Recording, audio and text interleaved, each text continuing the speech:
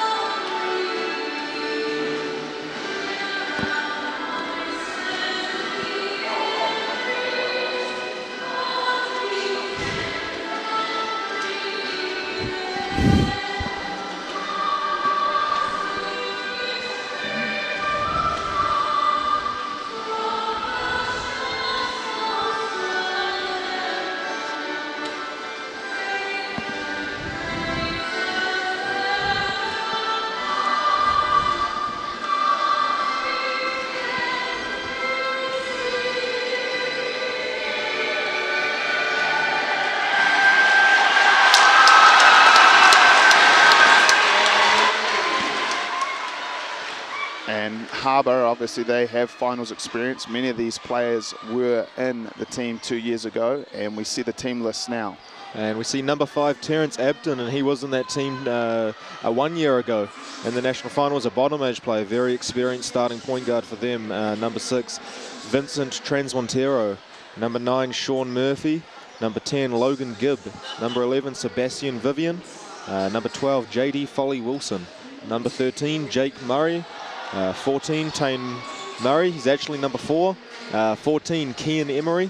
Another key player for them that was in that A team last year when they heartbreakingly lost that final by 1 to Hibiscus Coast. 15, Dominic Chen, another member of that side. 22, Ruben Paul. And 25, Joshua Kuman. A number of these players were in your team at Kurus 2 years ago when you won the Country Cup Championship.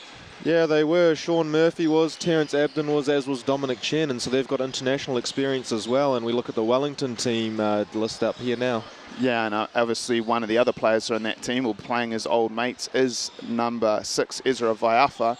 We also see number 4, Doug McJaro, number 5, Ahmed Esahadi, number 7, Jared Hunter with a big contribution in the semi, number 8, Cody Lokatui, number 9, Tafara Gapari, number 10, James Quinn. The other key player for the Wellington team, number 11, Emerson Kavakura. Big, strong backup big, number 12, Tiarahu Wilton. Number 13, Alexander Henney. And one of the key contributors for this Wellington team will be key on that rebounding battle you mentioned, number 14, Zion Trigger Faitale. And Umu Kafusi, another one of the big bangers for this Wellington team that has probably more breadth across the shoulders than any other team in this competition.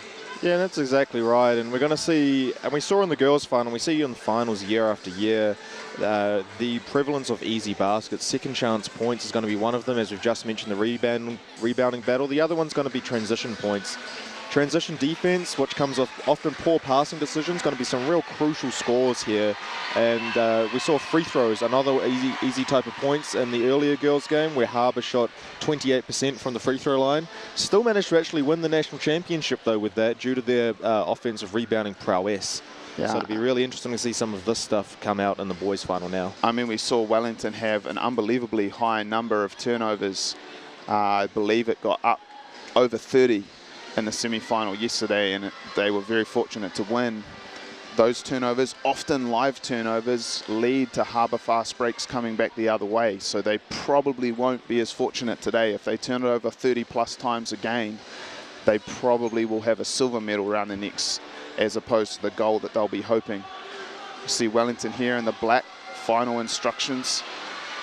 Coach Jaden Smith, second year as an under-15 head coach, and he'll be very pleased to have navigated through this tournament. They haven't been unblemished. They lost to Otago in pool play, narrowly beat Auckland County's Manukau to qualify for this top 8, but they've bought themselves time to get better as this tournament progresses, whereas I believe Harbour is unblemished. Or no, they lost one game in pool play as well. So neither of these teams are undefeated, and they actually lost 82-81 to Canterbury in pool play.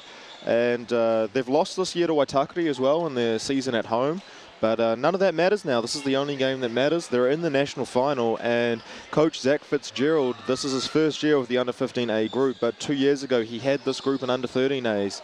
A bunch of those players return where they also lost the final by 1 point to Waitakere on that occasion. And last year in under-15s, Harbour lost by 1 point in the final to Coast. So Harbour got a lot to rectify here, a lot to play for as we see the tip come up now.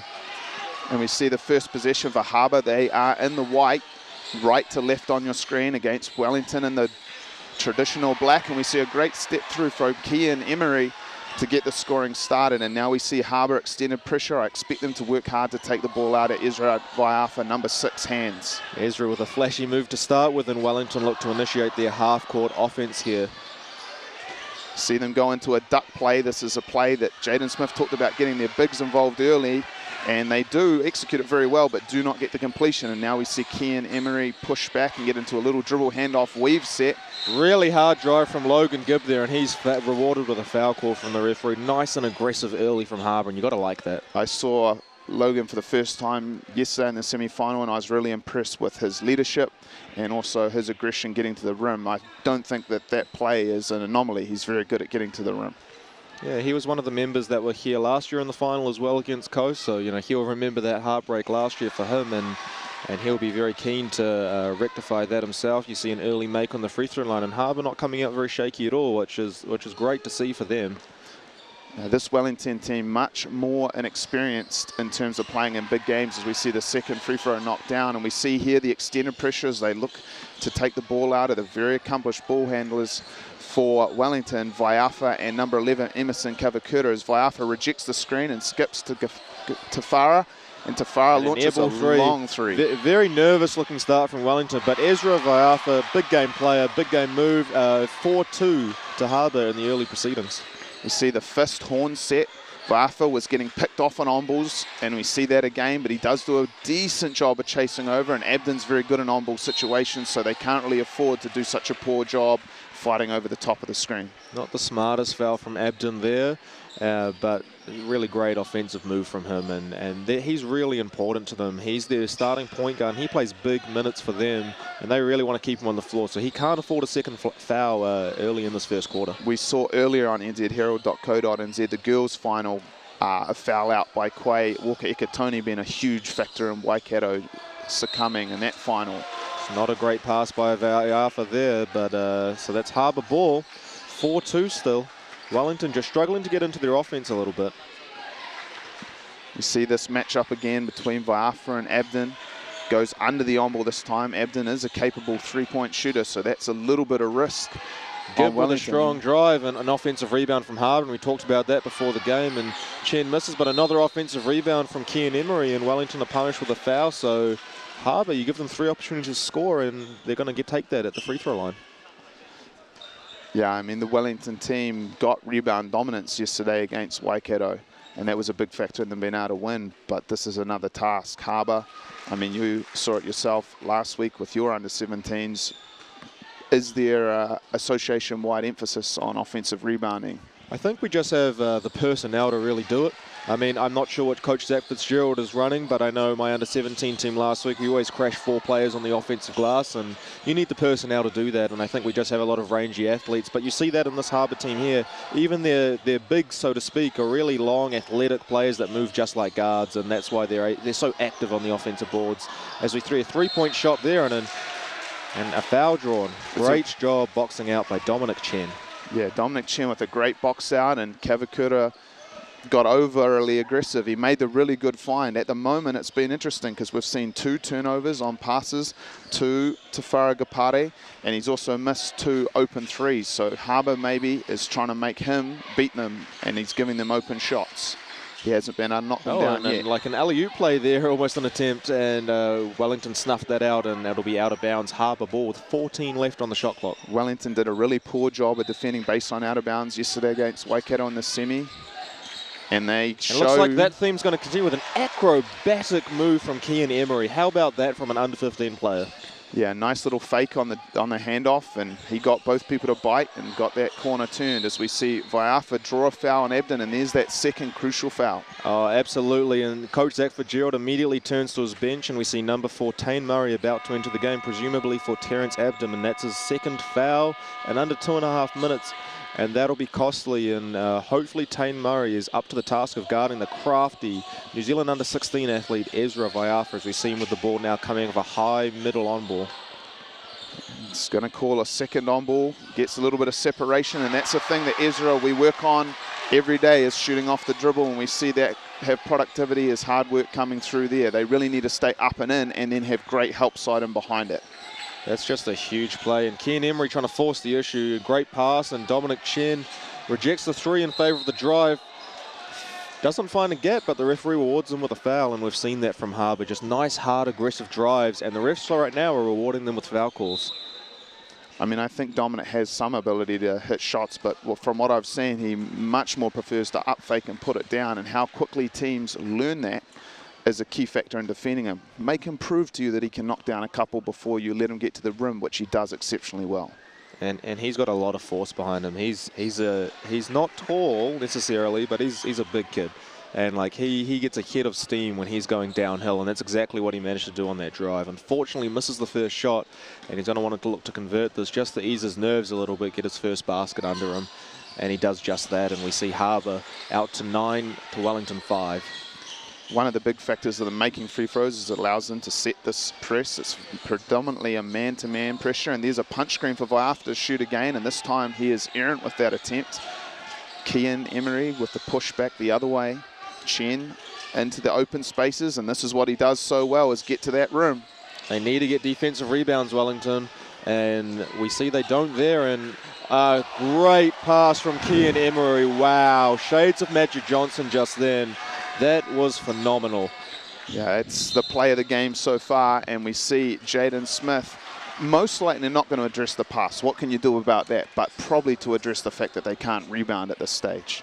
Yeah, they can't rebound, and even though it was a flashy pass, that player that he passed to was wide open under the hoop, and they can't afford those sorts of defensive breakdowns against a team like Harbour, who are really good in the half-court offense. Right now, Wellington offensively too need to settle their nerves. Vaiafa's the only one really looking to score and play. Everyone else looks a bit shaky early. I mean, I think one of the things for this Wellington team is their bigs are not as long as the Harbour bigs, but they probably have the two biggest, most athletic guards in this competition in Vaiafa and Kavakura, and really both Ezra and Emerson need to be thinking about getting 8, 9, 10 defensive boards each. Like, these bigs are wide and they can box out, but they might struggle to actually clean the ball up. Those guards have got to be coming down and crashing, really looking, you know, both these guys are capable of having a 30, 10, 8. And they probably kind of need to. Absolutely. And this Wellington team is driven by those two stars that you mentioned, Kavakura and Vaiafa. And Emerson Kavakura has really got to get into the game right now. He's been absent for the first 3.5 minutes. And you can't do it on your own. Not in a championship game. I mean, flashy plays can win games, but finals, you really need team play and defense to come through for you right here. As we see Vaiafa, the ball in his hands again. Pull-up jumper. There's actually a Harbour player out behind the play here, and they do find him a little bit delayed. See, Wellington having some trouble matching up here. I mean, even Dominic Chen's right now wide open. And that's just some really, really poor defense in the half court from Wellington. They really need to look to rectify that straight away as Coach Jaden Smith turns to his bench, obviously not happy with that effort. Yeah, I mean, how many times is he going to up fake before you realize that that's what he's doing? As we see Vaiafa come off a little horns, and there is the help coming off. Screen from Trigger Faitale. We see time and time again they are leaving Tafara Gapare wide open, and he so far has had 2 turnovers and 2 missed shots. If he can't do more, they're going to be playing with help side on Kavakura and Vaiafa the whole game. He subs out now, and we see the introduction of Ahmed Esahadi. He's more of a rim attacker. So once again, as we see the Kian Emery with the steal and another up and under right-hand layup. But this really time tried to be acrobatic with that, didn't he? He could have just done a standard left-handed layup, but you know, maybe he thinks it's gymnastics and there's some style points. And what's the call there? And they've managed to call a blocking foul, and Tane Murray taking it strong to the hoop, and that's off Emerson Kavakura's turnover there. He passed it behind his head, and that's really inexplicable. I wonder if basically there with Zion Trigger Faitale, he kind of had somewhat position, but then he reached in at the last moment, and the referee, I guess, if it's a block charge call, that can be difficult. So if you reach in, they're like, oh man, that's what I'm going to call because that's easier. If he had stayed vertical, he would have put the pressure on the referee to make the call. As we see Wellington clear their defensive boards. Here's Kavakura with the ball now. Had 8 turnovers in the semi yesterday. He already has a few here. Punch screen in very limited space, and another turnover. Not sure where he's going on that. The middle of the floor was open to him by the defense, and we see a nice layup from Logan Gibb.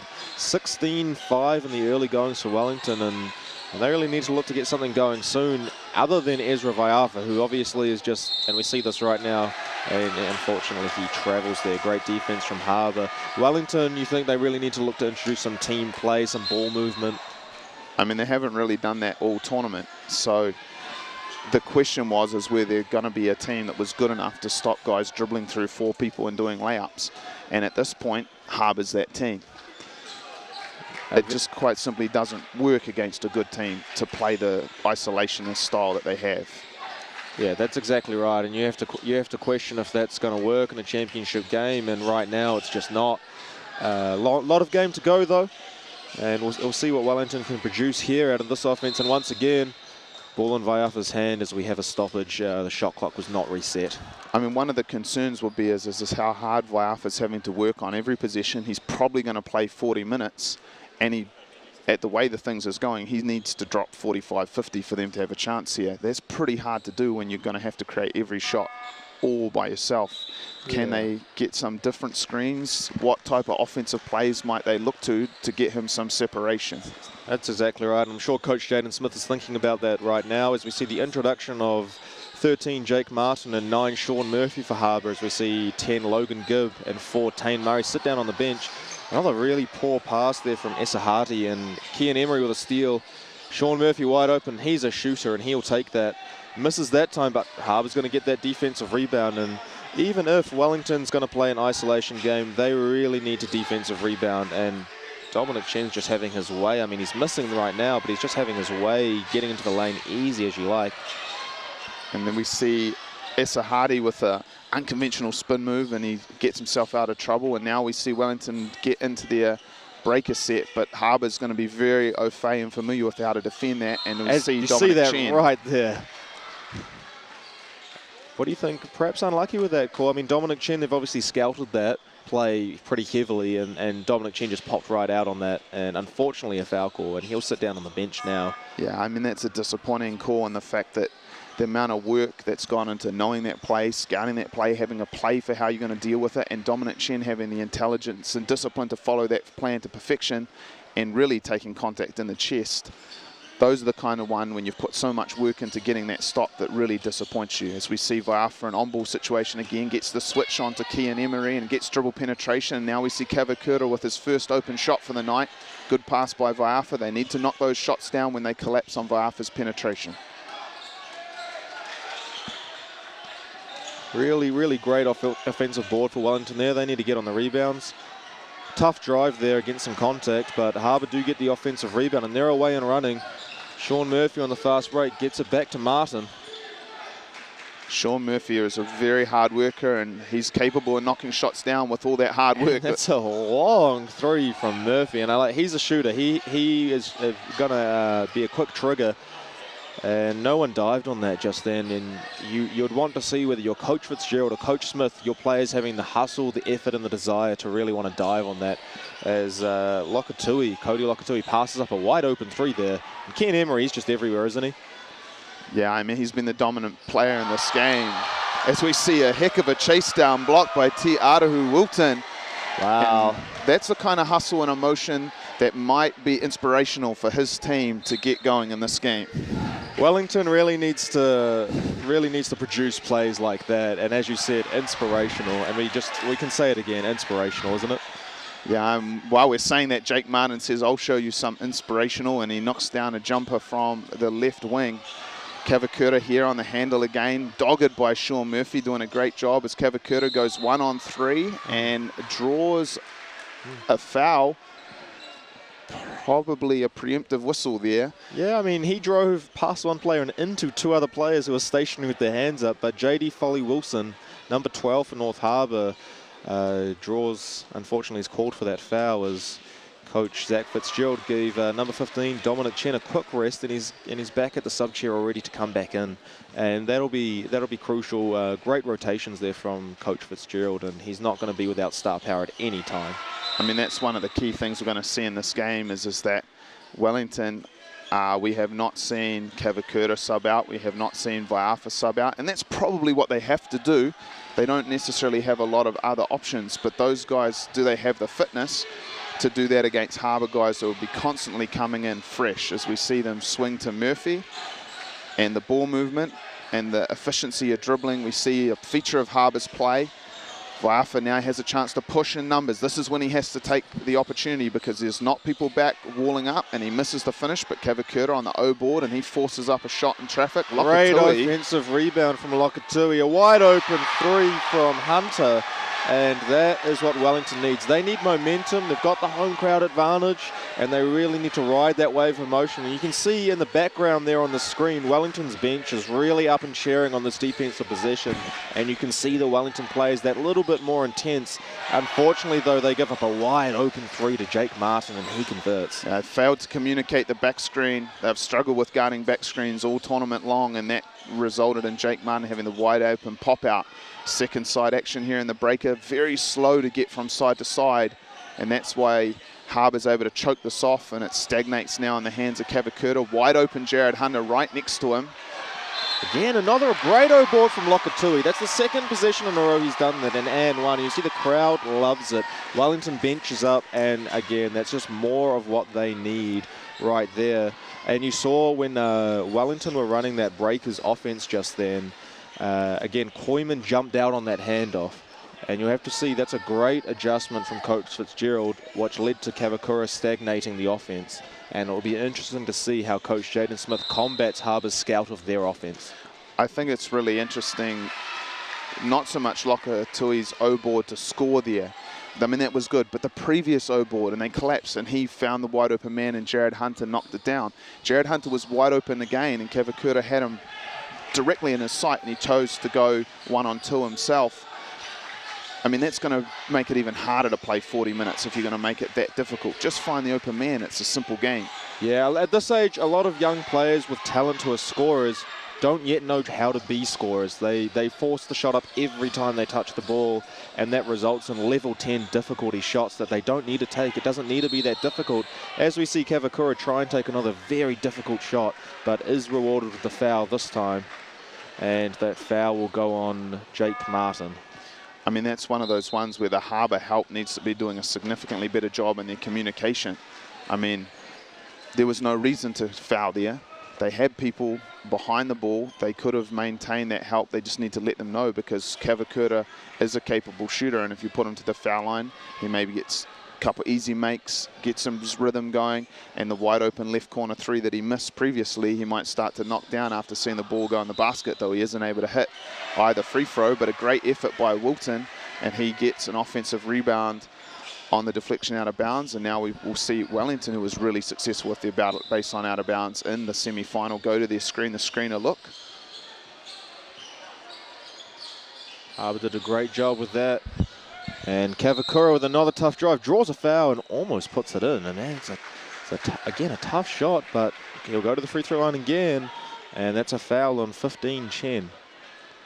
Yeah, I think kind of unfortunate for Chen there, really. Guy's putting his head down, going into traffic, gets bailed out by the referees. This time he makes his first free throw. I mean, if they're going to reward him with free throws, it only obviously matters on the scoreboard, 21-13 to Harbour in the white, if he knocks down those free throws. That's excellent. They really needed those free throws to be knocked down, and at 21-14, 7-point game, after going down big quite early, Wellington's done a great job staying with Harbour. Now I think they're more settled. They realise that they are here, they deserve to be here, and they're really competing hard, as we see Gapari back in the game, number 9. And Ruben Paul, number 22, introducing the game, tries to find a gap. Oh, and he does get a foul call driving on 2 players, and we're seeing a lot of that this game. And I mean, it's tough when you're driving on 2 players. Often it seems like a bailout, but if the defense does a good job just staying still and vertical, they will get rewarded, because it's not a great offensive decision to drive 1-on-2. Yeah, I mean, it really, sometimes it might have success at under 15 level, but these players need to understand that in time, if they're successful, that's driving into 2 7-footers. I mean, imagine if that's Jack Salt and Ty Wynyard waiting back in there, and see what happens when you drive in and force up a layup. Probably won't be successful for you. Whereas if you drive and kick, find the open man, that's a play that works irrespective of who you're playing against. As we see another foul committed here, and because both teams are in the bonus, they've fouled 5 times or more in the quarter. Jared Hunter, who knocked down the left wing 3 on his only attempt earlier, will get another opportunity to go to the foul line and cut into the 7-point Harbour lead. 36.8 to go in the quarter.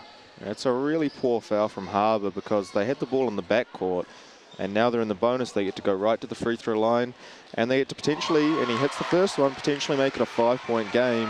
And that's what Wellington needs. They need this result here at the end of this first quarter. And if they can get a stop and then a score, and all of a sudden we're in a really, really close game. They've also bought themselves a couple of, about a minute 45 of Ezra Vaiafa rest, I believe.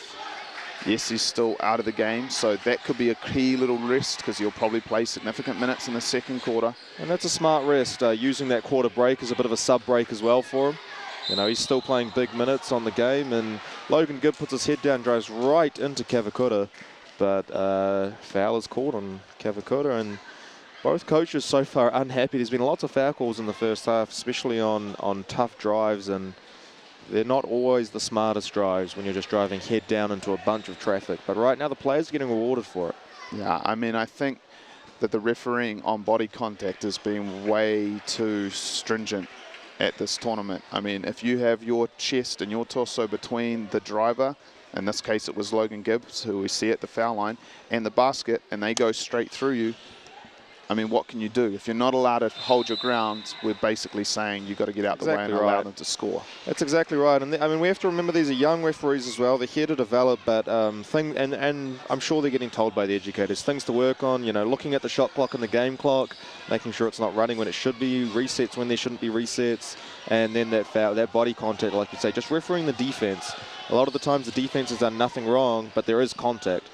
And they need to understand the difference. Is a great pass from Gafa, and huge three-point shot there, and Wellington really just riding off a wave of emotion, and that's excellent. That's just excellent. What do you think of Hunter's three and that end of quarter finish from Wellington just then? First I'd compliment Coach Jaden Smith on that foul. They recognised they had about 18.5 seconds to go in the quarter, one offensive possession, so he quickly subbed Vaiafa back into the game, put Vaiafa in a horn set. Vaiafa dribbled, collapsed the defense, and he's done so many times in this game, made the right pass, finding the hot shooter Hunter in that left corner, and he knocked down another three. That was Hunter's second 3 out of 2 attempts, and he leads all scorers for Wellington with 7 points on 2 of 2 shooting from the three-point line and a singular free throw, as he is instrumental in them pulling within 4 after trailing by much more. Other players for Wellington featuring Vaiafa, 2 of 5 shooting, 5 points, 2 rebounds, and 1 assist. Kavakura with a little bit of a stat monster line. He's got 4 points, 3 rebounds, but 4 turnovers. That's too many. That's a 16 turnover pace, and that absolutely cannot occur. He had 8 yesterday in the semi. For Harbour, there's most likely to have much more balanced stats, and we see that with Gibb 1 of 2 shooting, but 3 of 4 from the foul line with 5 points. Kian Emery 6 points, 4 rebounds, 3 steals, and we've talked about how pivotal his impact has been. Dominic Chen 5 points and 3 rebounds. Off the bench, Martin with 5 points as he knocked down a 3. Harbour 1 of 2 from the 3-point line, and Wellington 3 of 7. So both teams shooting the ball quite well from the 3. In fact, Wellington 3 of 7 from 3, only 2 of 8 from the interior. And that's really interesting there. And Wellington's going to need to look to get something going in the interior in the long run. They're not just going to win the final on outside shots, but they've really found their rhythm again. And being down 4 after that rough start, I mean, they really did well in that last 6 minutes. They won that 6 minutes considerably, and Harbour's got 22 Ruben Poole in the game now, 14 Murray's back in the game, and they've got 15 Dominic Chen with a rest right now. And Terence Abden still sitting down. Of course, he picked up 2 early fouls there for Wellington. We see most of their key players in the game right now, and they've given Emerson Kavakura a quick rest. I imagine we'll see him back pretty soon, don't you think? Well, he also picked up his 2nd foul late in that quarter, so this may be a dual thing, a little bit of rest and also foul protection. Is Kian Emery with another steal, and that leads to him having a breakaway layup, but Vaiafa deterred it with an athletic effort. And now we see Tafara Gapari make a drive and not rewarded on that drive. That's pretty similar contact to with what we've seen at the other end, as we see Logan Gibb with a lovely pass to find Paul at the front of the rim. And I've been really impressed with Paul. Yeah, he did a really great job keeping that ball high, didn't he? And what did you think of him in that semi-final? I thought he was really, really instrumental in their success. I mean, backup big comes in and gives you that kind of contribution. So we see Vaiafa get into an on-ball and get a switch. And what he a makes move there. Yeah, what a move. He certainly likes to spin from right to left.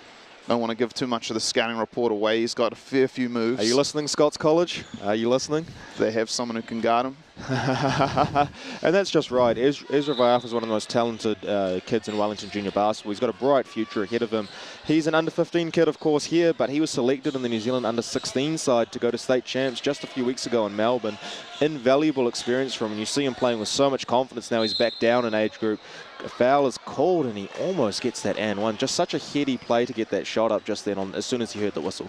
Yeah, I mean, Scots College, well, actually, I believe they have called, I don't know if it's a travel. They didn't appear to signal a foul to the bench, so they must have called a travel. Scots College does have one very accomplished defender, Luke Tapsell. I've seen him around this week. And that's another great finish by Paul. Yeah, great job. I mean, that's stuff off the bench you need. And you look right now, and Dominic Chen's getting a good rest. You see Terence Abden still getting a good rest. Jake Martin, who's started on the bench but a valuable contributor for Harbour, he gets a rest right now. And Harbour's depth is just something that's really going to be crucial in this game, where it's a longer and tougher 40 minutes than it is in any pool play game or any quarterfinal. See the Wellington press break, which constitutes Ezra Viafa dribbling through the whole team and seeing how he gets on with that. You see 3 different defenders matched up with him just then, and they're really throwing everyone at him, and he has to work so hard, and you have to see how much gas is going to be left in the tank at the end of the game. And just a great kick out to the corner again. This time the 3 is rejected by Hunter, but what a finish in the key over some tall timber. He is not the biggest kid. No, I mean, he's really come into the fore in these last couple of games. He wasn't even really playing that much earlier in the tournament, but he had a really good semi, and now he's playing significant minutes, and he's been probably their second best player so far in this final. And players really need to dive on the floor in that situation rather than bending down to pick it up. And Kian Emery with a really tough shot. Not great shot selection with Ezra Viafa right in his face, but wow, he really made that shot. And Viafa just throws him to the ground and keeps on going. No call by the ref there, and Kian Emery fouls Viafa on that drive. Yeah, I mean, he just says to Julian, hey, anything you can do, cousin, I can do better, as he emulates Julian Savia right there with that move and splits the double team. A lot of subs occurring at this point in the game here as we see a number of new players come in, but here's a concern as you see Viafa breathing deeply at the foul line as he goes there, and we're talking about only just over about 28% of the way into the game, and he's already pretty gassed. He's pretty fit, but that could be a factor against these fresher Harbour players late in this game as he misses both free throws. And we see Kian Emery with a great rebound, and this is where he's dangerous on those loose floor pushes, and he makes a great pass, and Gibb gets an easy layup. What a drive and creation by Kian Emery. And Kian Emery is just playing fantastically right now. Speaking of Viafa, man, his calves are heavily taped right now, and that sort of tells you what he's been looking to do. And Wellington have 2 seconds left to get it over halfway right now. Right now, they need a different press break than the Viafa show, because Viafa's dribbling into 3 people, and he needs some help. It'd be interesting to see if they do get it over here. Well done. Good inbound pass by Tafara. And there we see Hunter with the pull-up. Not a bad read as they left him with separation coming off the on-ball, and they're able to fight hard. We see Zion Trigafaitale getting another little contest on our O-board, and Harbour knocks it out of bounds. Baseline out of bounds opportunity here as we see Viafa exit the game and Kavakurta re-enter. So Jaden Smith trying to balance out his 2 stars minutes. What you saw earlier in that play as well was Zion Trigafaitale switch the angle of his screen. It's a really intelligent play for a kid of that age to be able to recognize that and free his man up for a shot. As you see Gapare with a nice open drive, and Harbour's help defense, don't you think? They really need to step up on that. Yeah, I mean, Gapare had a shaky start, but he is making a contribution there. But we see Terence Abden, who's re-entered the game after early foul trouble, and immediately he is a left-hand driver, and he attacks. I'm not sure if they recognize this, but Tafara, a much more accomplished offensive player, and he saw him in front of him and got to the line, but air ball. And he's hearing about that from the home crowd, the home Wellington crowd, as this event's hosted by Wellington Basketball Association. But he'll look to make up for that. He's just finding his feet in the game, and front room's that second one. Yeah, Voldy Simi and his Wellington Basketball Association team does a great job here in putting this tournament together as the host association, as we see their team, Wellington, dribble the ball on the sideline and turn the ball back over to Harbour. We see what they have coming off the sideline out of bounds. They have a Abden drive into traffic, and that is a foul on Zion Trigger-Faitali, who was very vertical. It's a very tough call. I mean, he drove on 4 players just then. They were all vertical and still, hands up in the air, and there was contact, but who created that contact? Really, Terrence Abden just driving into 4 players, and you have to say they need to do a better job probably of refereeing the defense. You know, what was the defense doing wrong on that play? And it's tough. It's tough, and it doesn't really teach our kids great offense or great defense, so we need to really lift our standard there probably. But just like the kids who often take bad shots, or when we see a great pass from Kavakura there, and just Trigger-Faitali didn't expect it. But I was going to say, just as our kids are learning the game, the referees are learning the game too, and we need to make sure we remember that at this junior level. Yeah, I think the referees are refereeing in the way that they've been asked to and have been really consistent. It's just a question as to whether the way they've been asked to referee is productive for our long-term development. I mean, if I drive through some roadworks and smash into a few cones and barriers, I mean, we don't blame the cone, do we, when it's standing still? That's the driver's fault. And it's similar here if a player established verticality as Abden steps into a rhythm 3 and knocks it down. Maybe that free throw was just too close, and he shows his intergalactic range with that 3 there.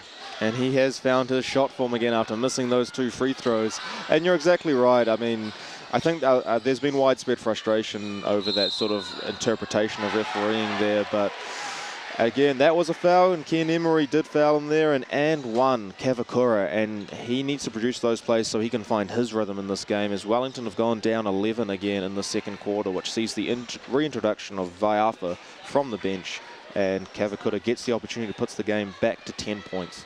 Yeah, well, I mean, we saw that minute 30 that Ezra sat out late in the first quarter. They actually made a run, but this time when he was out, they got kind of put away, and that's the danger of trying to give him some rest as he tracks Abden now. Abden much more well rested. That should be a factor as this game progresses, as Chen drives into contact. That's a good call by the referee that time. I mean, he drove right into 3 people. He fell over, he created all that contact, and great travel call by the referee there, and that's really good to see as we see starter Logan Gibb back into the game. And Coach Fitzgerald is doing a great job rotating his players, and they are so fresh when they're coming back on.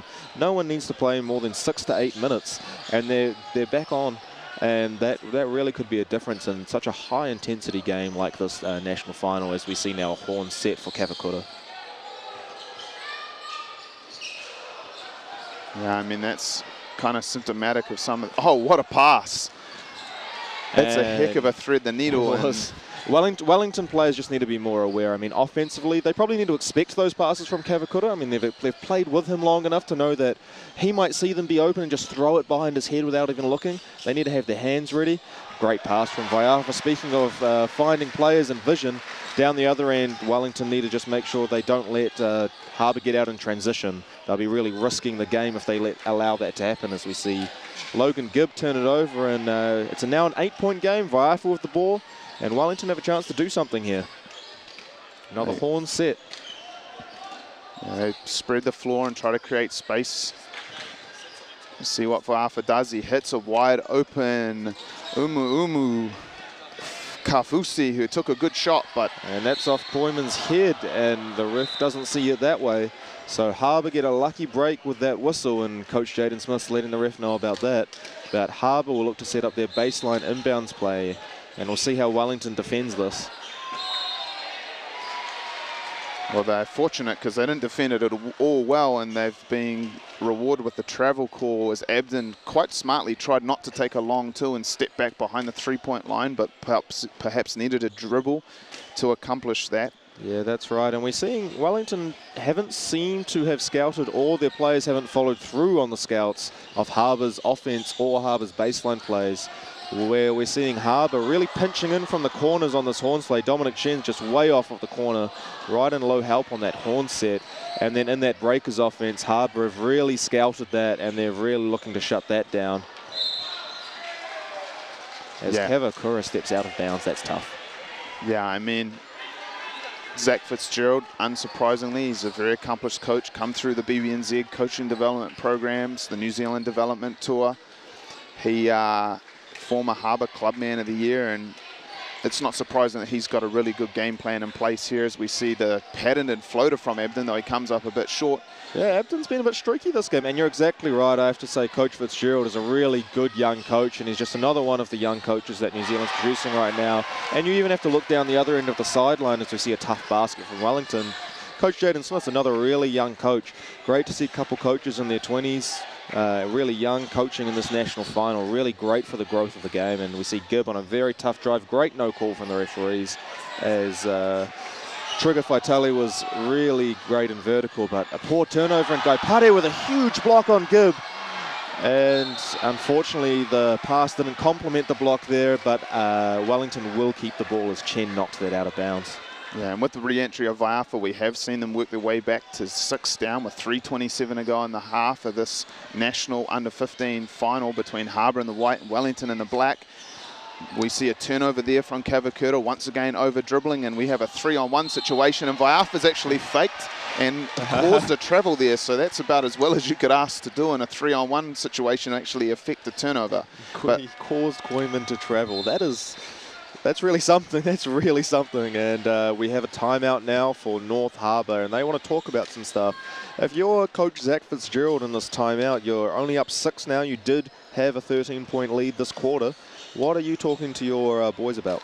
I think I trust my game plan. I feel like it's the right game plan. So mainly I'm just reiterating some of the key points and making sure they execute those correctly. We've seen it work. They need to understand who the people are on the Wellington team. They need to guard Vaiafa, Kavakura. Hunter has shown that he needs to be guarded, and the players that they do not need to guard on the perimeter, basically everyone else. Keep collapsing, protecting the paint, talking when they're helping, and making sure that the guys on Vaiafa and Kavakura know to play good, solid D, contest against the pull-up 3, gap a little bit more when it gets inside the 3-point line, but most importantly when these drives come is to not foul because they know 4 people are behind them helping. Force Wellington to kick out. Vaiafa does that willingly, Kavakura does it reluctantly, and then when it gets to those people's hands, are they willing to shoot the ball and knock it down? Hunter's shown that he can, so you've got to make sure you don't come off him, but everyone else is yet to prove that they can knock down open threes. And it's interesting that you mentioned that, I mean, because Hunter has really shown an ability to score in this game and create and really have the offense going, but he's sat down on the bench for a while now, one of their bench players, and Coach Jaden Smith's really just rolling with the starters, because the other player we sort of have a lot of impact on O boards, Cody Lokatui, he's also been down on the bench for a while, but great from Wellington just then. They need that. They really need those sorts of baskets, and Harbour won't lapse defensively often. That's where they've been great, and it's really good to see Wellington. Wellington also playing decent trans D in this game. We haven't seen a lot of leak-outs from Harbour, which is something they've done all tournament against every other team. As we see Dominic Chen make a really nice find, and I think he found Koeman on the baseline there with that little floater. It was interesting to see Harbour. They've mainly been in a man-style pressure, which doesn't leave things open up the court, but coming out of that timeout, they went to a zone press, and that let Ezra Vaiafa get into open space, playing 2-on-2. Hey, and I like that play from Wellington. That's a different look, and Harbour didn't look like they've scouted that play. They looked a bit lost, and Abden just overcompensated on chasing Vaiafa, and great read from Vaiafa to just turn his back and draw that foul. Yeah, he was spun around like a kitchen whiz there as he drew the foul, and lucky that they didn't call it in the act of shooting, but fair enough, he probably didn't really quite sell enough as they go to their stagger back screen play. Kavakura coming across and looking to post up, trigger Vitali, and here he is in the block, and he goes to work along the baseline, and he has stepped out of bounds. In that maze of lines, the black one is the one you can't go over. Yeah, that's unfortunate for them because that was a well drawn up play, and he actually scored just after he stepped out of bounds, but still a 6-point game, and you'd have to say they really have an advantage now. I mean, Terrence Abden on that foul earlier, that's his 3rd foul, so he's back off, and we see the reintroduction of number 13, Jake Martin. And Logan Gibb, he's really great at driving, and that contact was not chest to chest, so a blocking foul's been called, and that foul's on Trigger Faitali. So Logan Gibb will go to the line, and he's been really effective at getting to that free throw line, hasn't he? Yeah, I think he's really shown over the course of a couple of days that he's very good at attacking shirt tails. If you follow him as he comes off a screen, he's very good at curling. So he goes towards the basket. It's almost like two cartoon characters running around the table. If you're on the other side, you run to the opposite side, and he curls around that screen and is able to attack the rim. He sort of shows a little bit of shakiness at the foul line. I'll be interested to see if they would go under the screen, forcing him to pop out to the perimeter, whether he can knock down the perimeter jump shot. Yeah, no, that's a really good observation there. As we see, as you said, Logan Gibb missing another one at that free throw line. He's 3 of 6, only 50%, but Harbour get the ball back, and it's another aggressive drive from Logan Gibb. He travelled on it, but it's just another aggressive drive, got right into the key, and we're going to see a lot more from that from Logan Gibb. We see press break here from Wellington. Viafa will probably shoot this. The pass probably took him out of an open three-point shot. That was excellent, and he's a willing passer, just like you mentioned, and Emerson Kavakura is definitely going to shoot that. He's missed, unfortunately, and it will be Harbour ball. And so North Harbour will have the ball here, and we see number 11, Sebastian Vivian, enter the game for the first time for North Harbour. And number 10, Logan Gibb, gets a rest, and this is part of Coach Fitzgerald's rotations. Everyone's well rested. Yeah, I thought Sebastian Vivian made nice contributions in the second half of that semi, as we see Kavakura. Now, this is something he does do very well. He has very good hands, and he jumps the passing lane and gets out in transition and is fouled from behind.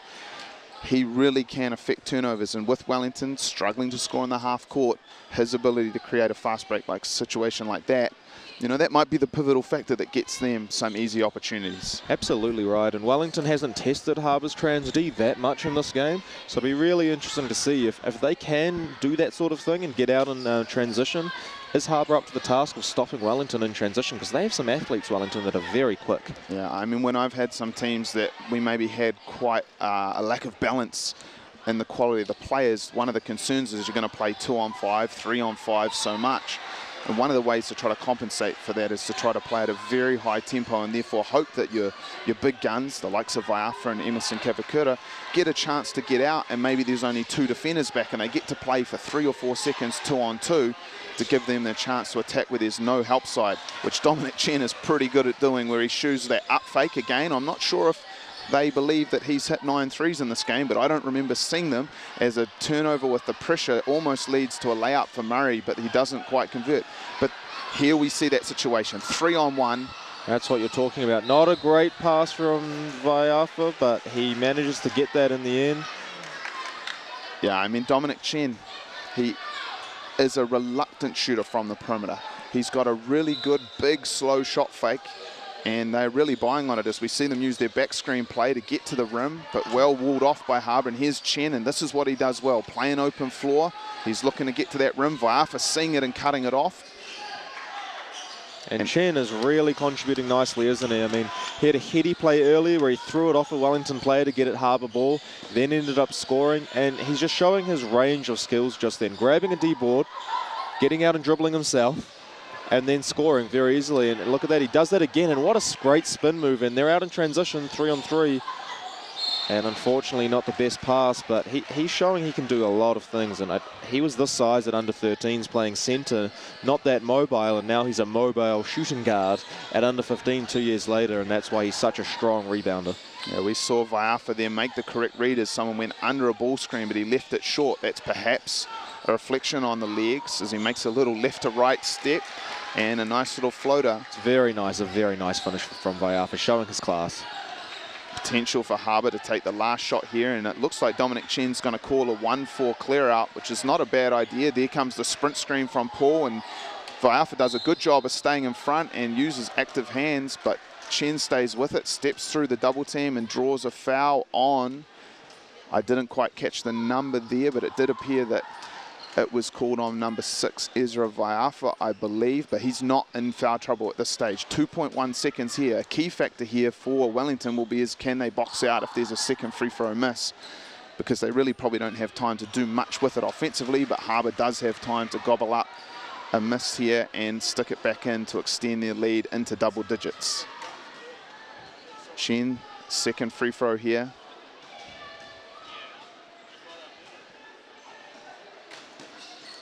And that's really important free throws to North Harbour. They're now up 10. Kavakura with the ball, 2.1 seconds. And that won't go, unfortunately, so that we have the halftime score: North Harbour 43, Wellington 33. And what are you expecting out of the halftime chats from Wellington first? Well, Wellington's preference is to shoot the ball for about 3 minutes, and then they address their instructions for the next quarter with about a minute to go. And I guess rightfully, if that's what they've done all tournament, they shouldn't change their processes now in the final. So we will see their heavy minutes guys rest most likely, and their lower minutes guys out on the court. But this is a concern, isn't it? We see number 20, Umu Kafusi, took heavy contact from Dominic Chen in the chest. He's bent over at the waist. Vaiafa looks tired. Emerson Kavakura tired. All right, so we're seeing some really heavy minutes guys here for Wellington look very tired, whereas what you can't see on screen right now, but if you look down to the Harbour bench, you see a very unified group together, hearing instructions, and they look like they have a bounce in their step. Sorry, that's exactly right. But I was going to say, if you look at the live stats, I'm going to say Hunter and Lokatui for Wellington off the bench, who made huge contributions in that first quarter, didn't get back on. And you're seeing these big minute guys, these starters for Wellington, really being heavily relied on. And it's really, in a final, it's really tough to have guys who have been weighed down all tournament, and you see the effect that it's had on Umu Kufasi, that Dominic Chen ran into him. He's not a big guy, he's 5'10", but Dominic Chen, as we said earlier, it's a really tough character, very physical. I mean, this is a compliment, I guess, to Harbour's development program and the depth that they've cultivated in this under-15 group, and Zach Fitzgerald therefore has lots of options, so it's not hard for him to play lots of people, to be fair to Zach, but he's made a commitment to do that. And we see no one in Harbour having played less than 2 minutes 21, which was Sebastian Vivian. But if we look at their minute breakdown, the person who's played the most was Kumanitz, saying here, at 16:55, but I'm not quite sure if that's the case. I mean, Kuman is a key player for them. He's one of their bigs, and Harbour, I mean, they're not actually that tall, but they're just athletic, and he's one of their guys who, again, even though he's not that tall, he's one of their true bigs in terms of his skill set at this age, and so he is really important for them to have on, so that's not surprising that he's played the most minutes. Yeah, I actually, apologies, Tras Montero's played 57 seconds, but every single Harbour player has played, and their starters are going 7:22. Abden in foul trouble. Gibb 12 minutes and 45. Kian Emery 11 minutes. Chen 13:51. And we already talked about Kuman. So none of them are playing heavy minutes, whereas if we compare it to the Wellington minute distribution, Vaiafa up over 17 minutes.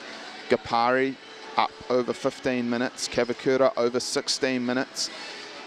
Trigger Faitali has played half the game. He should be able to be capable of that. And Kafusi should be able to play about half the game, and he's been able to do that. That's partly because Wilton offers excellent depth at the big position off the bench. He's played over 11 minutes. But other than that, we see Wellington 3 players, DMPs, and that's probably the right thing given the depth that they have. Some of they have. We'll see you back after this break.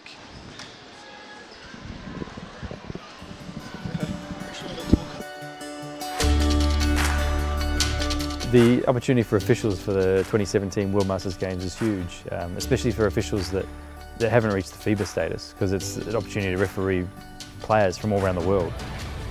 World Masters Games 2017 will look amazing on any referee's CV. To have that calibre of game under your belt and, you know, on the scorecard is going to be massive. There might be some former NBA players, there'll definitely be some former national team players. World Masters Games 2017 is going to be a huge opportunity for any official to get involved and referee at an international level.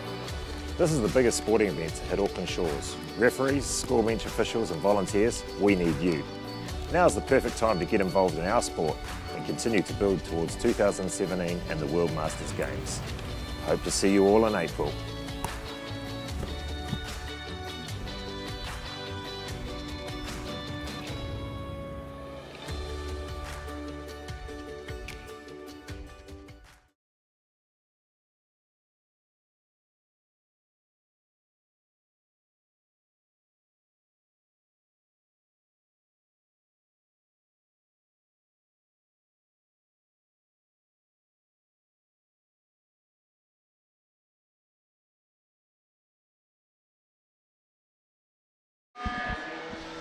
Kia ora and welcome back to BBNZ's coverage of the Under-15 National Championships here. We see Wellington, the home team at ASB Stadium in Wellington in black. They trail Harbour in white by 10. Welcome to our coverage here on nzherald.co.nz, brought to you by Intech. It's been really awesome to have the coverage here. Teams re-entering the fray. How do you think Harbour will look to preserve this lead they have at the moment in the second half? I mean, I think really the message that they should be getting is just stick to the game plan. I think they've done a great job sticking together, just doing exactly what they want to do. They've scouted their plays right, and they're really running their half-court offense nicely. Even though they like to get out and run, Wellington has stopped them from that, but they're running a really nice half-court offense as they look to get Chen posting up Kavakura, and Abden's taking Vaiafa off the dribble, kick out, really unselfish right now, and they end up getting a really nice look in the key for Gibb, and that's just been their game plan all game long, hasn't it?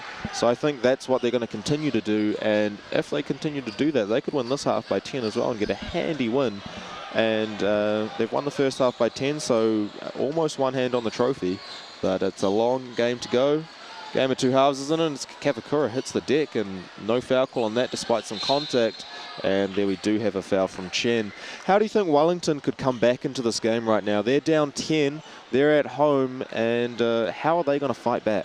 I mean, it's really difficult to play above your habits. You know, so there's a long-term answer to that, how they could have been better, but that's really, you know, it's too late. They haven't done that. They haven't trained that way. So I would think a lot of it comes down to they need to make sure that they space the floor. They need to make sure that they move the ball. They almost probably need to institute a 3-dribble rule. You've got 3 bounces to get it done, otherwise you have to shift it. They tend to stagnate way too much.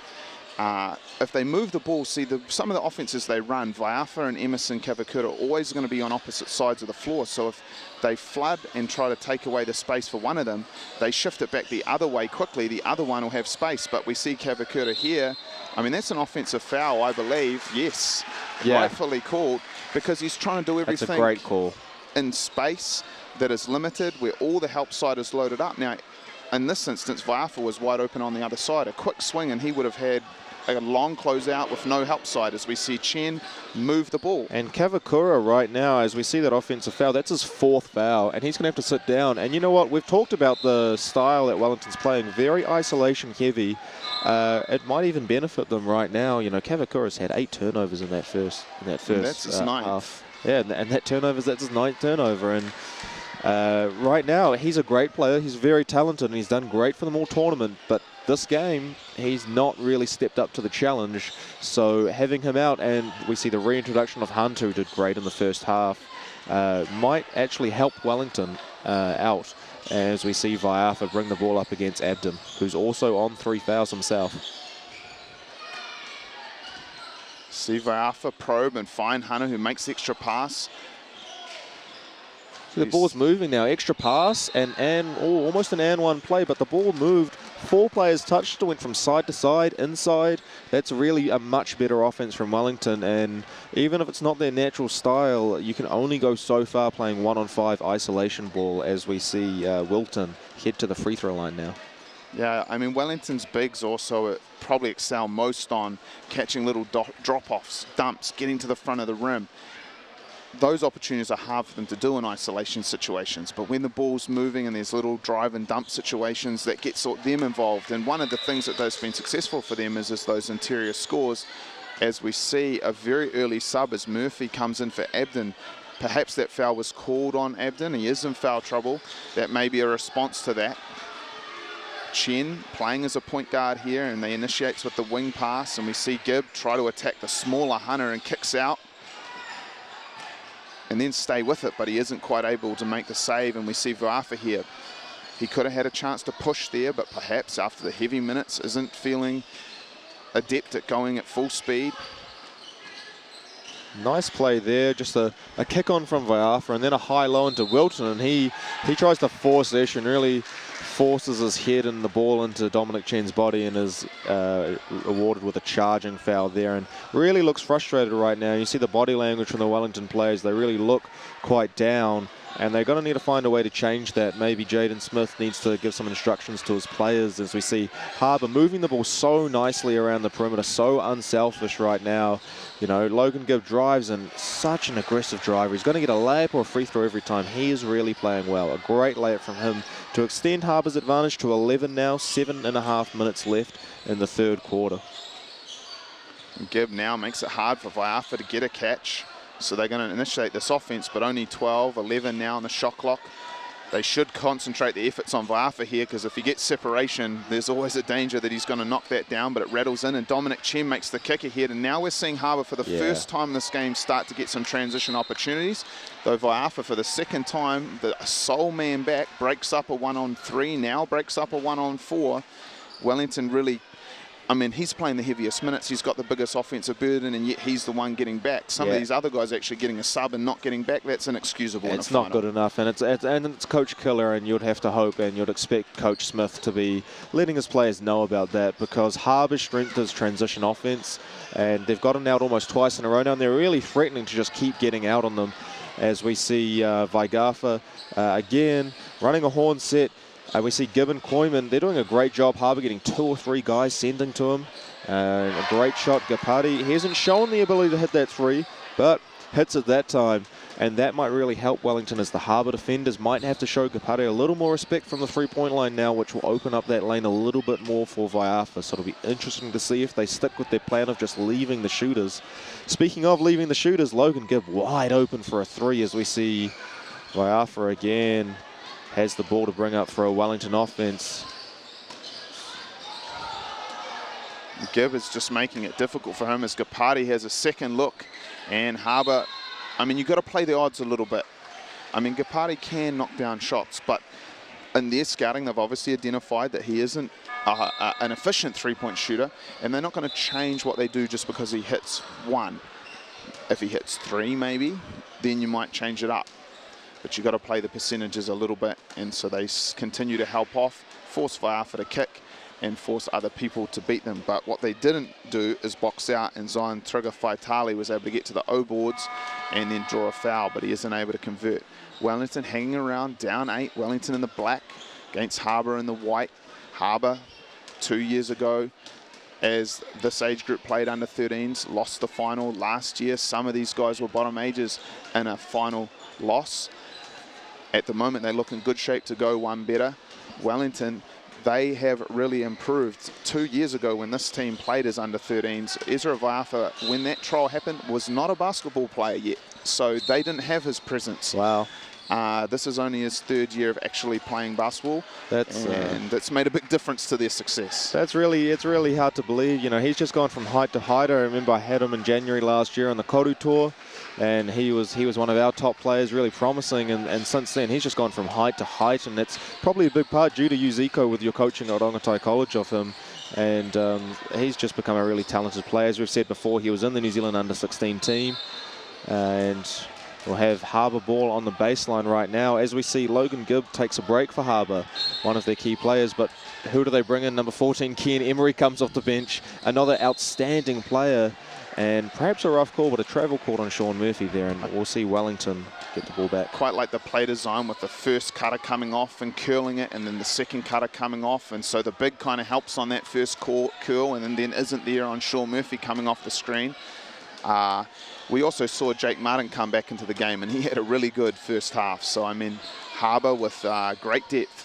We see a wide open Gapati on the other side, and Vaiafa finds him, but the pass misses his pocket and makes it hard for Gapati to knock that down. Ezra really needs to do a better job of putting that to his target. That's right. He's not a natural shooter, so he really needs to be able to catch in rhythm to be able to do that. And Harbour still, though, leaving Gapati wide open on the three-point line, opting instead to just be right on the top of that no-charge circle, as we see a foul called here, and Harbour will go for the line for 2, and that foul's called on Wilson. We see there, I do like that change-up from Wellington. Not sure if it was intentional, but right then Hunter brought the ball up and initiated the offense. And that's really good, not using Vaiafa's energy to bring the ball up against pressure. And that just saves a little bit of gas in his tank. As we see Coach Jaden Smith looking to introduce Kofusi back into the game. And hopefully that's a good sign that heavy left shoulder contact that he suffered just before the half from Dominic Chen has not completely incapacitated him, because he is an important contributor for this Wellington team. Struggling for depth. They need every player hands on deck. That's right. I'm surprised we haven't seen Cody Lokatui back yet. You know, he had a really good impact. And what Wellington need is players that really want it, players that are really going to hustle after it. We see Kapare pass open that three, and one play there. He was a really nice drive. He saw a lane, and that's a really big play for Wellington, because they're back within 7, and this free throw here can make it a 6-point game. They haven't done anything special so far, and they're still hanging around. So you have to say, if they can get up and really produce some magic here, they could really steal one here. I think what we have seen is that with Kavakura on the bench in foul trouble, they've prioritised who their main man is, and putting the ball in Vaiafa's hands. They've got more ball movement. He's made the right finds, and now Gapari realising they're helping off him so significantly. I mean, they're as far off as they possibly can be without committing an illegal defence violation, which is completely fair.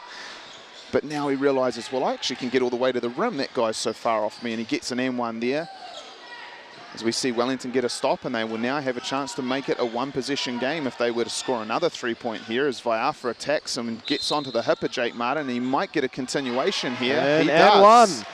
And Coach Fitzgerald is arguing that wasn't an and one, but I have to say he picked the ball up when that whistle goes, and that is, according to the new interpretation of the rules, an and one play.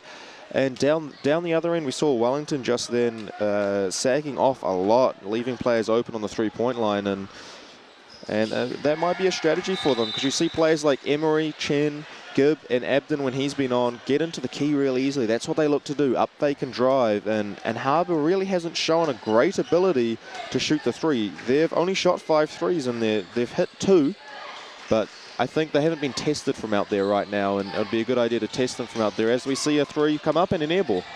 And so Wellington looking to sag off. We see Chen wide open for 3 again, but opts for the drive, and perhaps a rough call, because I don't think from the time that Chen caught, up faked, took 2 dribbles, that Trigger Fatali even moved, and that entire time he just stayed right under the hoop with his hands up in the air. So I'm trying to check the score sheet, and I don't see Casper on it. But I think he might have been the guy who committed the foul there. Yeah, absolutely, and that's really unfortunate, because Trigger Fatali now on 4 fouls, and to be honest, I think the refs need to be aware of how many fouls each player is on, and when you know a player's on 3 fouls, it's really not a great foul call. It's not a good call there.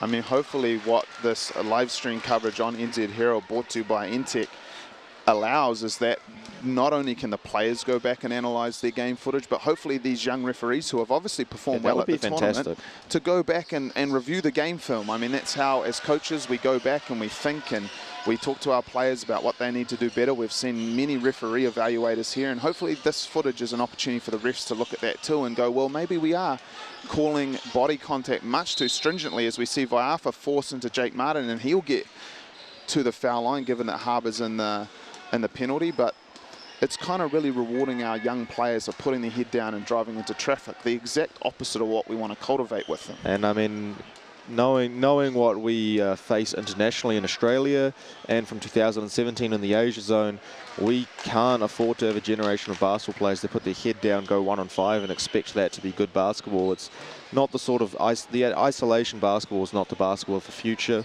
and we can't afford to be playing that in New Zealand. As we see Vaiafa knock down those free throws, 48-45. It's a real close game right now, and we see Abden still sitting down on the bench, and Ken Emery was only in for a little bit there, and he's back down on the bench with 4 personal fouls, and Dominic Chen's still out there, and he's on 3 personal fouls, looking to post up Vaiafa. And that's not a bad drop step move, but found himself far too far under the backboard to finish that play, and Vaiafa's going to come back up the floor now with a chance to tie the game up if he hits a 3. He's going to take a mid-range pull-up shot off the dribble, and that's excellent. And Wellington have their tails up right now. Home crowd up, bench up.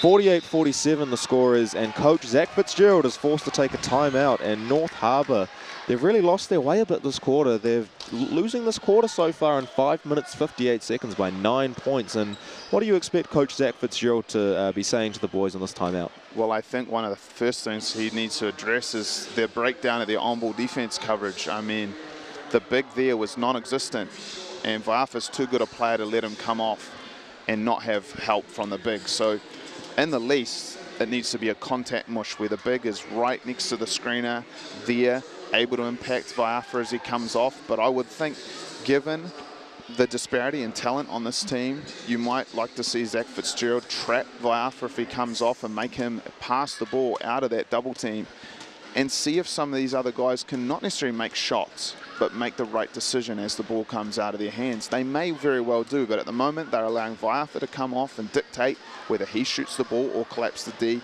and kicks out to people for wide open catch and shoot looks. And if you make Ezra make the right choice and you want to win or lose the final based on whether he makes the right choices, that's a risky strategy. So it sure is. Ezra Vaiafa, despite all the talent, he is the best player out here. And if you look at Harbour right now, I mean, Terence Abden's in foul trouble, so he's sitting down. He's only played 8 minutes. Ken Emery's only played 10 minutes, so even though they've been rotating, their players haven't had a lot of run at all, and Chen's on 3 fouls. Right now, even the players they have out there, Tane Murray hasn't scored. He's only scored from the free throw line 1 point. Ruben Paul's done a good job. Jake Martin's done a good job, and they're out there. You see Logan Gibb out there again, so this is a good lineup out there from Harbour. And Vaiafa dribbles right into Logan Gibb's chest, and Logan Gibb unfortunately is called for that foul, and that'll be his first foul, so he'll be able to stay up there. But it does lead to Vaiafa going to the foul line, and if he knocks these both down, they actually take the lead, maybe their first lead since at least the early first 2-3 minutes, if not at all. I don't remember Wellington having the lead, to be honest, and I think actually Vaiafa is aware that the team's in the bonus. He's really just playing. He's looking for fouls these last few possessions, and I think it's a good way to get himself rest as well. You know, just the game stopped. He's able to breathe, catch his breath a bit, and he's an excellent free throw shooter. As we see, he hits those two, and Wellington take the lead for the first time, 49-48, and the home crowd now chanting. And Wellington bench is chanting as well, and you see really the crowd is really on Wellington's side here, and we see Murray get through and a foul is called there. I guess this raises a really interesting question for Coach Jaden Smith. Wellington has been significantly better since Kavakura went to the bench with 4 fouls. He has the big reputation, but this group is getting the job done. How long do you not come back with Kavakura? I mean, as a coach myself, and every coach has a different philosophy of this, I believe in going with the best on the day, you know, and often your better players will be the best on the day, but today the team's clearly been better with him on the bench, and Vaiafa just chasing that rebound, excellent. And they've got Cody Lokatui out there, they've got Hunter out there, and those players have been really effective off the bench along with Vaiafa and Kaufusi. Unfortunately, Trigger Faitali would be out there too, but he's in foul trouble. Gapati just getting a quick break as we see Esahadi drive and fumble, and Harbour out in transition, and Tane Murray travels, and Wellington loves the call. And Harbour's really having trouble scoring here. You know, I mean, how were they scoring before? There's a lot of up fakes and drives, getting into the key, being patient. And right now, Wellington made the adjustment. They're sagging off big time, saying, hey, shoot the three. Shoot the three.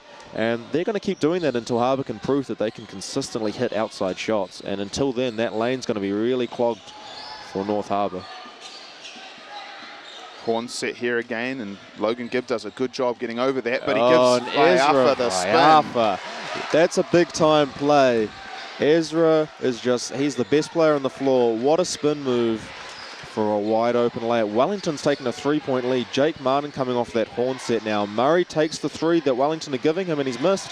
And Wellington has really changed their strategy. Poor pass from Umu Kaufusi there, and it leads to a turnover, and that's a killer, because Harbour back there, and Coach Zach Fitzgerald's putting Terence Abden back on the floor, and I think that's a really smart play at this point with 3 fouls. I mean, they need some of their best players out there. Chen on 3 fouls, Abden on 3 fouls, and Gibb. Shame they can't have Emery on 3 fouls. Same move as before, and a travel call. Well, it's excellent footwork, I thought, from Chen, but unfortunately travels on that, and Wellington get the ball back, and nothing's going Harbour's way right now. And Vaiafa just dribbles right through that pressure, and he's going to go 1-on-5 right now. And a foul on Chen, and that is a blocking foul. You know, Chen did not move his feet and get into good defensive position. He just stayed on the spot, and contact was not through the chest, and that is Chen's 4th foul. So now with Chen and Emery sitting down, big load on Gibb and Koyman to get rebounds. Paul's going to come on, and that load's going to be on his shoulders too. But the big advantage that Harbour had pre-game, transo, it's not there for them. Offensive rebounding, it's not there for them right now with Chen and Emery on the sidelines. So Wellington really can smell blood in the water now. They're going to get after this game now. And one of the things that gets dangerous, I guess, is the closer that this game gets to the end, the more having the best player on the floor becomes a potential factor. Absolutely. And these Harbour players, when they get on, even if the best five's on, they've only played 10 minutes, 15 minutes. I mean, they haven't got their shot under them. They're not ready to go. So they really need to get themselves into the game. But, I mean, look at that. Abden heard me and he said, no, I'm good. And he made a really nice, he's so quick, isn't he? Yeah, really nice gets drive. to that preferred left hand. It's pretty tough. They need a lot from him because, I mean, Gibb and Abden are the only real scorers on the floor right now. I mean, Paul has scored 4 points, but 6 points, sorry, but he can't really create for himself. And Koyman, only scored 2 points, and Murray only 1 point. And you see Paul just running hard in transition. He's doing his job really nicely. He's not creating for himself, but opportunities are given to you when you sprint hard in transition. And Gibb doing a great job finding him there, as we see Vaiafa again just going 1-on-5 a little bit, and no one's going to fault him for that when he's the best player on the floor. Yes. Great job from Coach Lokatui, and he's just coming up with hustle play after hustle play when he's on the floor. And him being on the floor has been so effective for Wellington. I really hope to see Coach Jaden Smith keep him on the floor. And right now, Vaiafa's getting a rest, and Esahadi's coming out. Kavakura back in now. So Kavakura is going to allow Vaiafa a 1.5 rest, plus the 2 minutes of three-quarter time. And Kavakura comes back. We see Kairi Lokatui get called there for an offensive foul, but he's a bottom age player, but he's actually shown one of the biggest tickers in this game, really made a big contribution. It'll be interesting to see the plus-minus here. Kavakura comes back and it's an even game. I mean, Kavakura, I mean, he's just changing his colours all the time, isn't he? I mean, if he can really produce some offensive display here for us and stop turning the ball over Wellington, and when they bring Vaiafa back, I mean, what do you think of Kavakura's game? Yeah, I mean, he certainly can do a lot of different things out there. It's quite like a chameleon. 1 minute he's, you know, maybe stagnating with the ball, but the next thing he's doing an unbelievable step through dipsy-do layup. I mean, his upside is so high, and he just needs someone to mentor him and teach him how to play the game the right way, and hopefully finds that person, because his upside is immense. Yeah, that's right. And Harbour's retaken the lead here on Murray's free throws. And Abden and Gibb doing a great job, not only scoring, but finding others. And Murray doing a great job driving. Lokatui, nice and composed. And, oh, Gapati, that's a bad turnover. And, I mean, as soon as Vaiafa comes off, Harbour just goes on a big run. And great pass, Murray, to Abden in the corner, and Abden's having a big impact here as he gets that floater. And Paul is just doing his job really effectively. He doesn't need to do much other than rebound, get putbacks, you know, roll hard to the rim and catch and finish. And he's doing every little part of his job well. What a huge impact he's had with Emery and out in foul trouble, Chen out in foul trouble. Yeah, I mean, having a big who just does very simple things. Sprint screen, sprint at the rim, catch, finish, layup, get O-boards, stick back, go to the foul line, and ideally knock your free throws down. Play good, solid D, guard on-ball screens, box out, rebound. If you have someone who does those things, I mean, that's incredibly valuable. In the NBA, you do those things, you're going to possibly get about $20 million a year. And we're looking at Steve Adams getting that. Speaking of basketball players that do just those things, and a Wellington boy himself, we see on that foul, Gapati comes back, sits down on the bench, even though he's just back reintroduced, and Vaiafa back out on the floor, and he did not get much rest at all, but he probably doesn't need much. And Abden, he just tough finish. Yeah, you see how important he is to the Harbour team. Just like he's so quick, gets himself wide open and can create for others. Vaiafa. I think this is a late whistle here. They called it on a rebounding situation. Vaiafa was fouled on that three-point shot though. So interesting that a foul was then called on the rebound. It wasn't much of a tussle there, but Kavakura will go to the line for 2 shots, and this will be potentially a good way for him to get in rhythm of the game as we see Koiman, that's his 3rd foul. Yeah, I mean, Coach Jaden Smith had actually reinserted Vaiafa at about 46 seconds when they had the ball, I think, to run maybe 2 of the final 3 possessions, and they quickly turned it over, so he's ended up being in there mostly for defense. They could have got a sub here with 26 seconds to go. Harbour's going to be able to take pretty much the final possession, but he isn't in foul trouble. The interesting one would have been to get Emerson out at that point on 4, so he doesn't have to defend here and potentially pick up a critical that would have been a good foul. Unfortunately, that free throw missed, and we're in live play right now, and Abton just almost toying with Hunter. Great screen from, and that's a great screen and a great play. Unfortunately, a miss, but you can't doubt a great basketball IQ there. Gibb gets on the floor, and you got to love it. And Abden tries to throw that up before the buzzer, but you got to love Gibb getting on the floor, and Wellington needs to be doing that really. And Lokatui's really been the only one doing that for them, and they need more hustle plays. They need to dive on the floor more and chase those rebounds just that much harder in order to take that lead back. They had it briefly, but 3/4 time where Harbour 56, Wellington 53. Yeah, ultimately a positive quarter for Wellington. They entered that quarter down 10. They exit it down 3, so they've able to have a lot of success.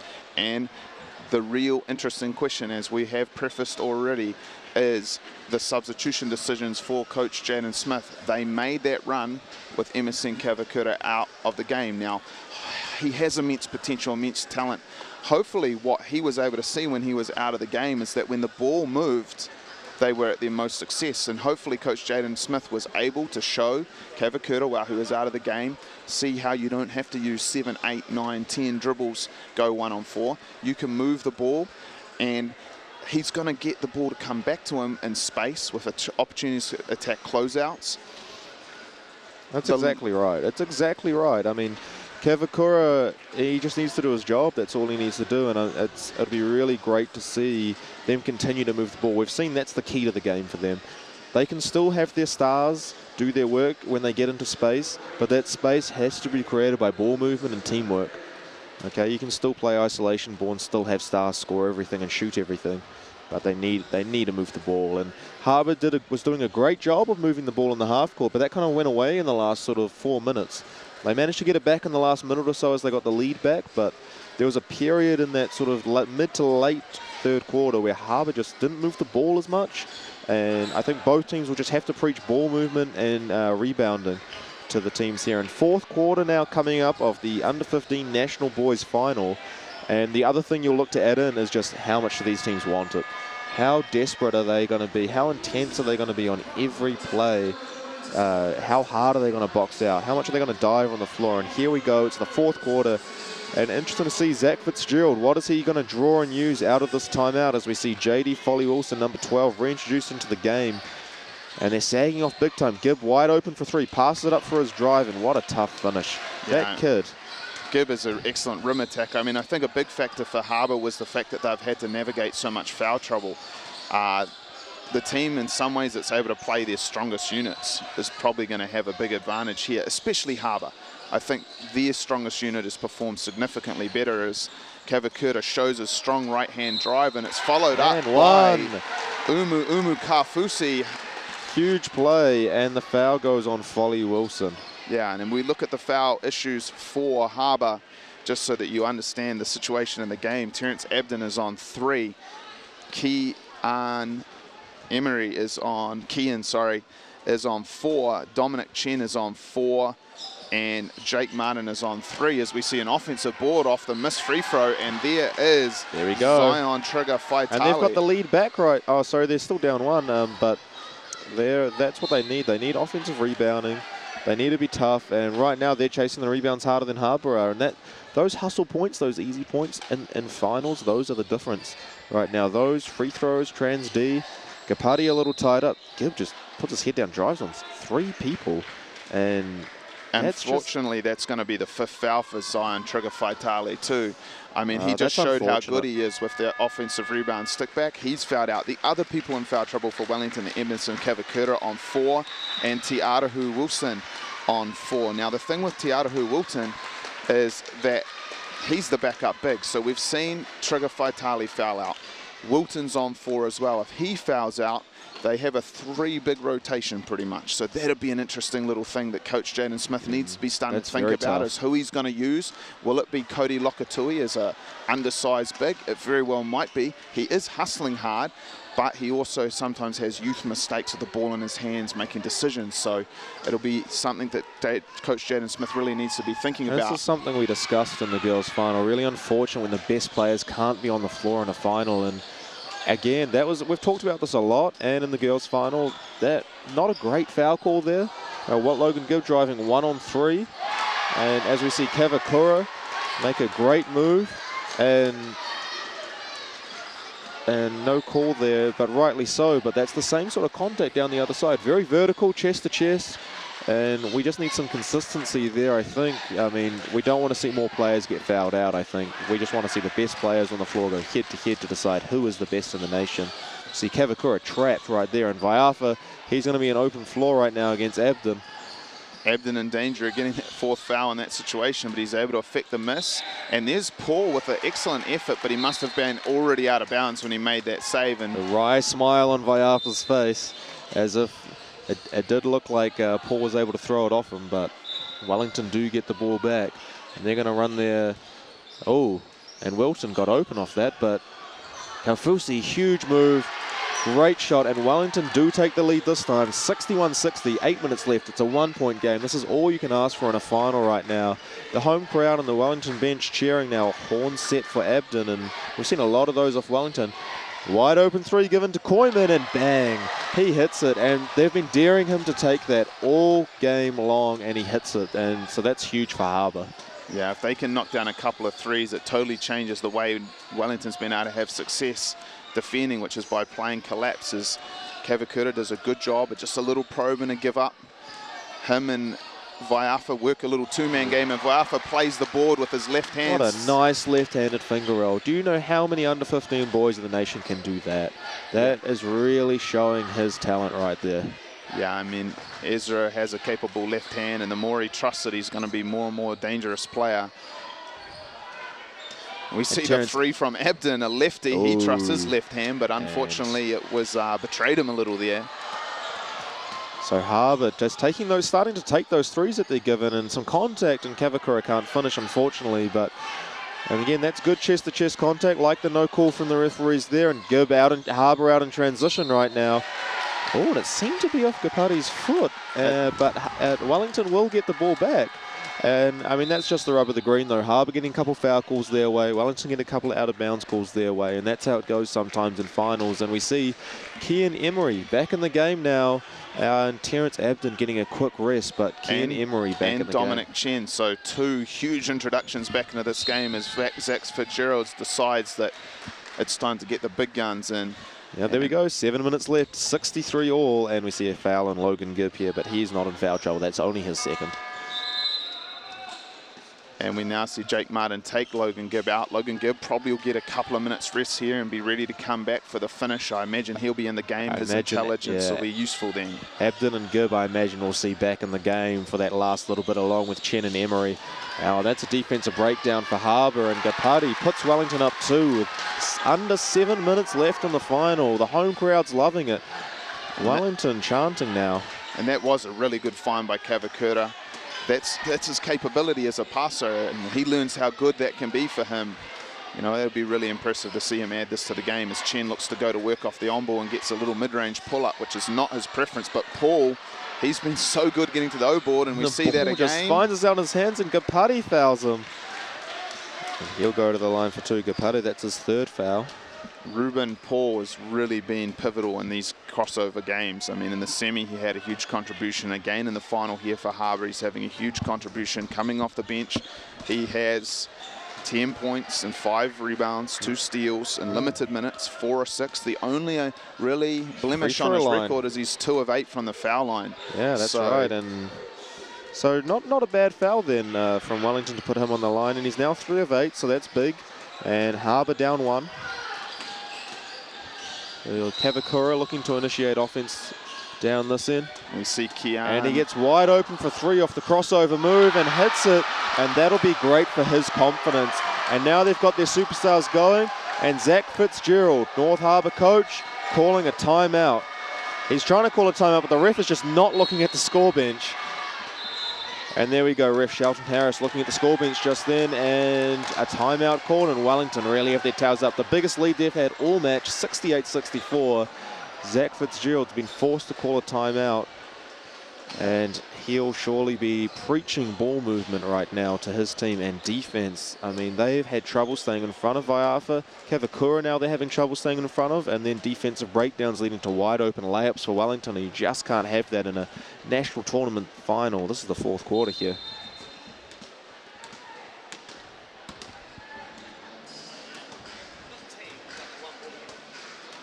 Yeah, I mean, one of the interesting factors we see here is this little help side situations. Kian Emery was in a very good help side position there off the left corner, but maybe he didn't communicate it.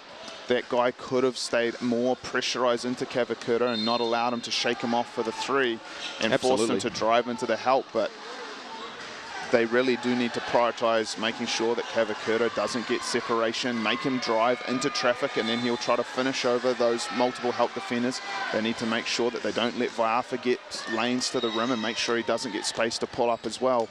Still see whether these other Wellington players in the heat of the moment want to knock down shots as we exit the timeout. We'll see what Coach Zach Fitzgerald said to his Harbour team as they are now down 4 with just over 6 minutes to go in this national final as they run their little back screen play. That was effective for them early, and Logan Gibb does get separation and drive on Kavakura, who does a good job of avoiding that 5th foul. Gibb's been fantastic on drives, and not only the drives themselves, but just finishing. Like, that was a tough finish just then, as we see Vaiafa slow the pace down, and he's going to use his change of speed here as he gets in the lane.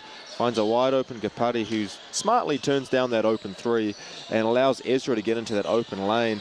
And Umu Kafusi with a great layup, and they need him to keep doing that. And I really, for the sake of the final, hope we see Wilton and Umu Kafusi stay in the game, as we see Chen, just easy as you like, put on the burners and get a right-hand finger all right at the hoop. And we're 70-68 right now, Wellington in the lead. Yeah, Vaiafa really needs to do a better job of making him use that on ball. That's where the help was. Letting Chen get all the way to the rim where he is proficient. Kavakura with a chance to pull up. Gibb gives him the 3, and that's a poor decision. And yeah, you must keep a hand up on that. They must know who they're guarding. It's not like every one of Wellington's players is going to pull up for 3, but you must know Vaiafa might, Kavakura might, and you need to keep a hand up. And given that he just hit one, especially the streakiness of him, as Chen answers right back, you must get a hand up. You must play better defense than that. I mean, we're seeing 2 instances. I mean, Gibbs very good, Vaiafa's very good, but their defense in the last couple of possessions hasn't been there. But Vaiafa shows a great right to left cross and knocks down a 3. We're seeing 3 threes in a row from Wellington. These are big-time shots from big-time players.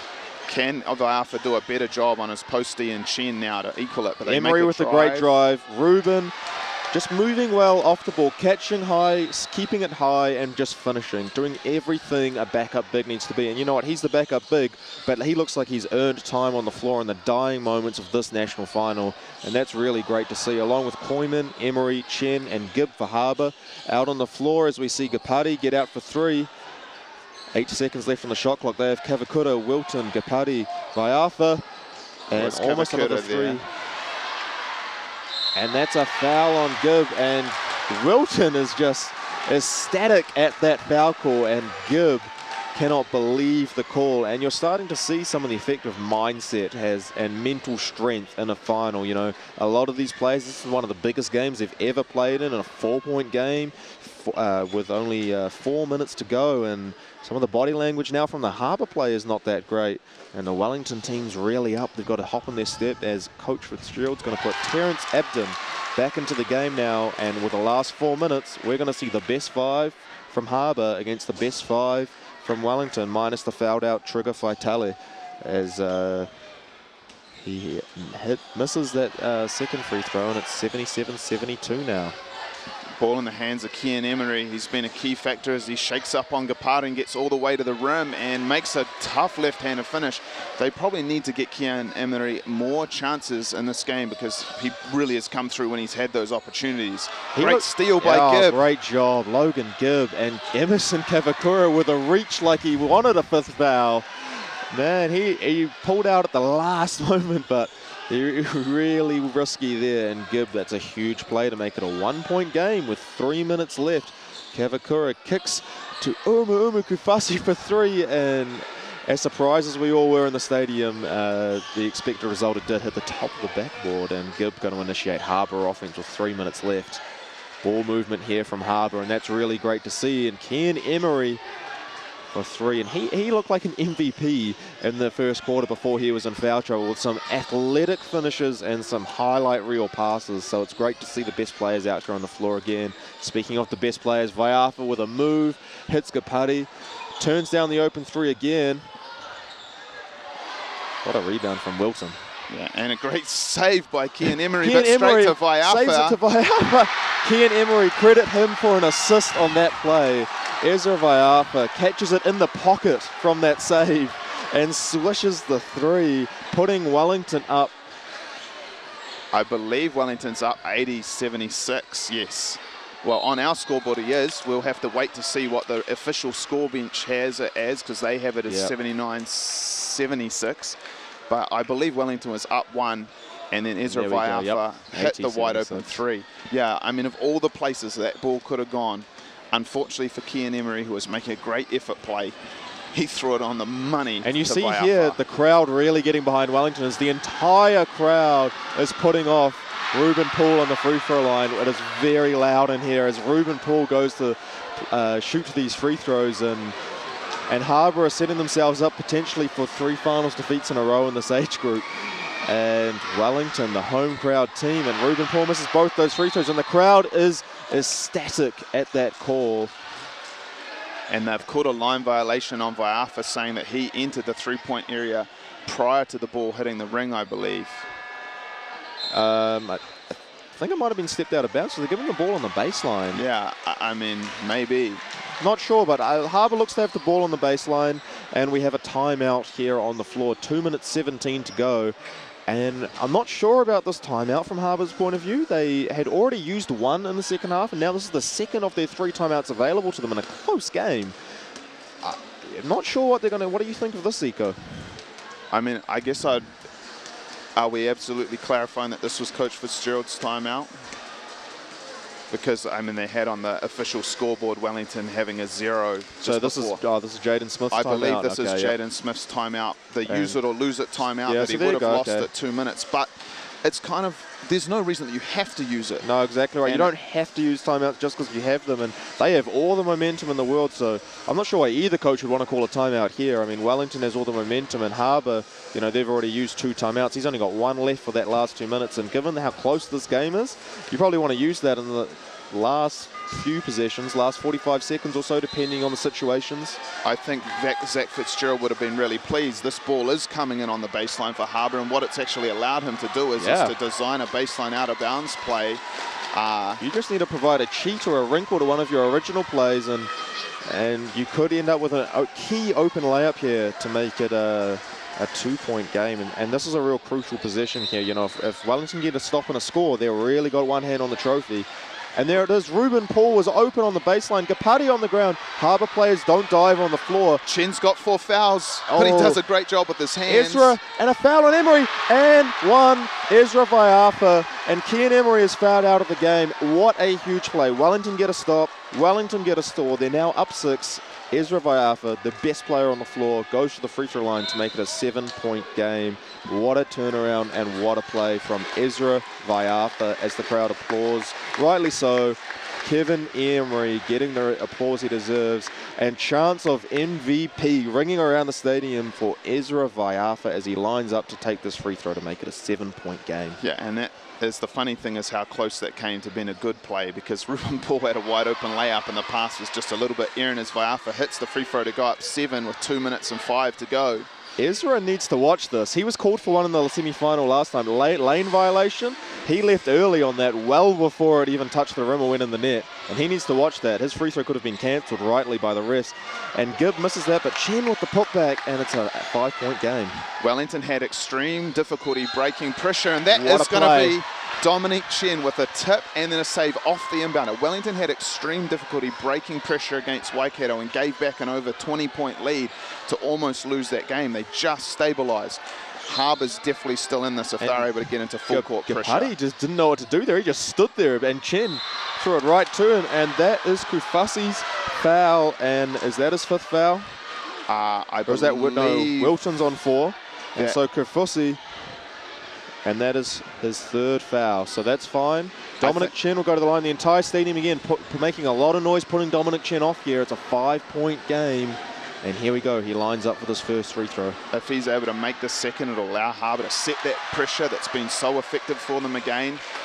And he makes the first. This is to make it a 1-possession game, and then with the press, they could be very quickly back within 1 because they have shown an ability to steal the inbound pass and finish. Who will Coach Jaden Smith have take this ball out of bounds? Ruben Paul comes up with an O board. That's fantastic. His contribution has been huge as Abden pulls up for a huge 3. And Wellington secure that rebound. Harbour players all crashing the board. No one getting back here. Abden's back. And the ref has called an and 1 play. And Abden has called for his 5th foul. And Abden and Emery now fouled out. And Harbour are distraught. I really feel like he actually probably had position to take a charge there, but because he went down early, the referee rightfully called a block.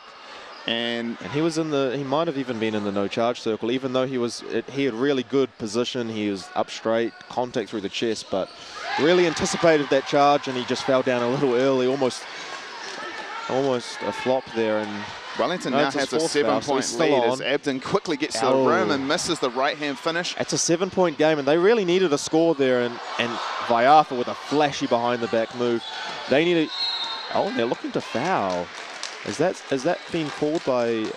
They're in the bonus, so they're going to give up 2 free throws to Ezra Viafa. If they're going to foul, is that the man to foul? I think it's an interesting one because I do understand with 1:17 to go, you're down 7, that the more fouls you commit, the more chances they may miss one. But you probably don't want it to be in Viafa's hands. But Viafa's pretty clever, and I think he had pulled that ball back out, and he was indicating that he most likely was going to keep that ball for 10 to 12 seconds before initiating a late attack. As we see Logan Gibb losing his emotions a little bit here and being consoled by Terence Abden. He had to get separated from a Wellington player there, and that's not what you want to see from your team if you're Coach Zach Fitzgerald. Down 7, your player just emotion boiling over, and it's not great mental strength from Harbour players there. But Ezra Viafa hits both. Viafa is almost on a quadruple double watch. Wow. He won't quite get there, but he's got 31 points, a 10 of 18 shooting. He has 8 rebounds, 6 assists. That quadruple double would be the 6 turnovers. I thought it was in the steal column. But still, other than the turnovers and a couple of times where he's got beat by Dominic Chen defensively, it's an outstanding performance by Ezra Viafa. Given how much he's had the ball in his hands, 6 turnovers really isn't too bad at an under 15 boys level. Given the fact that Wellington have had 27 turnovers and he's only had 6 of them, given how much he's had the ball in his hands. Harbour, though, 12 turnovers. That's excellent. That's actually really excellent. They have taken care of the ball well, and where you'll see a major difference is 44 rebounds to 31 in Wellington's favour. And we said pre-game that that's a big key to the game, and Harbour's dominated every team on the boards all competition long, and Wellington has done an excellent job on those rebounds, haven't they, Zico? They absolutely have, and I think one of the interesting things is at a tournament where teams have been winning games shooting 30%, Wellington's up over 50% from the field. Wow. And they are shooting a respectable 8 of 22, mostly through the hands of Viafa, who is 3 of 7. One of the reasons that you're seeing Viafa able to make plays like this is he is willing to be critiqued, and he really responds to it. So he's the kind of guy who... That's how you get better. 6 turnovers, he won't believe that that's acceptable for him. And he won't believe that the defense he's played on Chen has been particularly acceptable, and he's just going to go from strength drawn up to out of this strength. timeout. A great play from Coach Zach Fitzgerald. Abden from a deep 3, and unfortunately ricochets off the backboard, and they're fouling right now. They foul Emerson Cavacura. He's a pretty capable foul shooter. He's 5 of 9 in this game. which is shaky, but and at this stage, if he hits one of two, I mean, they go out to a 9-point lead. This game is starting to go the way of Wellington. They've committed to fouling right now. They're not going to play defense, and unfortunately right now, if he hits these two, it blows out to an 11-point lead. And he hits that, so it's a 10-point lead now, and Harbour out of timeouts. One of the dangers also for Harbour is there's so many of their players are on 4 fouls. Abden, Gibb, Chen, so they have a good chance that a key player is going to foul out on one of the gives. Oh, absolutely, and that'll likely be the case. It'll be a protracted last few minutes if Harbour can score, because they'll keep fouling, but right here, a 10-point game, and Ruben Paul going for 3. Probably not the shot they wanted, even though they do have to score quickly, and Tane Murray will take that foul, and Ezra Vaiafa will walk the length of the court. 55 seconds to go to put his team up 12 points, and really, Wellington, you have to say at this point, are going to win the national championship, and this man right here, Ezra Vaiafa, will undoubtedly win MVP. That stat line you produced before is just something to marvel at. Yeah, I mean, he's probably the highest credential player in this tournament as an under-16 national team member. He is the youngest member in that team.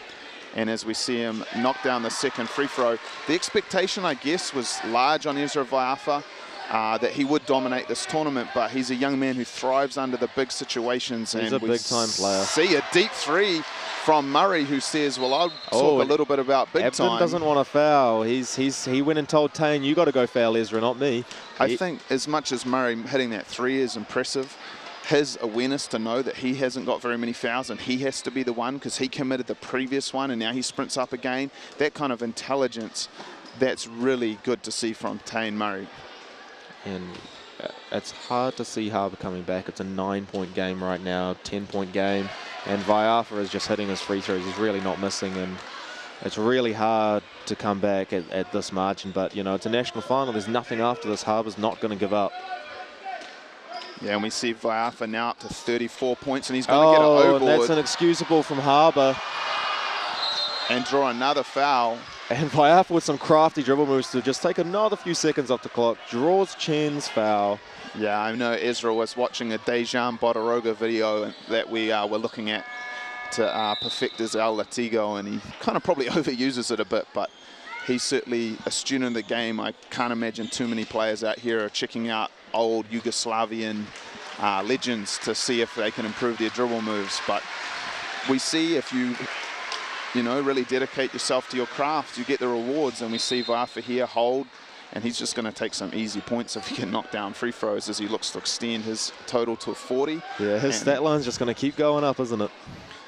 Yeah, I mean, this is easy points here, really, as they are up 10, and if they continue to hit free throws, this game's a wrap. Now at 35 points, 8 rebounds, 6 assists, and he's over 80% now from the free throw line. And he misses that one, will bring him back down under 80%. But I don't know if he's trying to get the triple-double because he keeps getting O-boards off his own free throws, but there we see Murray. Murray for 3 again, and that rims out, and Paul gets that rebound, and there's a foul. So Paul will get 2 shots, but I mean, 11 points, 30 seconds. This is going to be one of the stories of this game, the good and the bad. I mean, with Paul, his offensive rebounding, exceptional. He's done pretty much everything on this court well, but this is the little thing that's been tough for him, is just going to the foul line. Yeah. So it's kind of a little bit of a fitting conclusion that Ruben Paul, who's been really so good for them. Very frustrated, you can see there. And there's a little thing, I mean, that shows the class of the young man, Vaiafa, seeing him airball the free throw. He probably knows that this is one, and maybe their reaction would be different in a closer game. Goes over and pats the guy on the back. You know, I mean, having that kind of empathy for knowing how these guys are going to feel losing the final. I mean, it's great to see, really.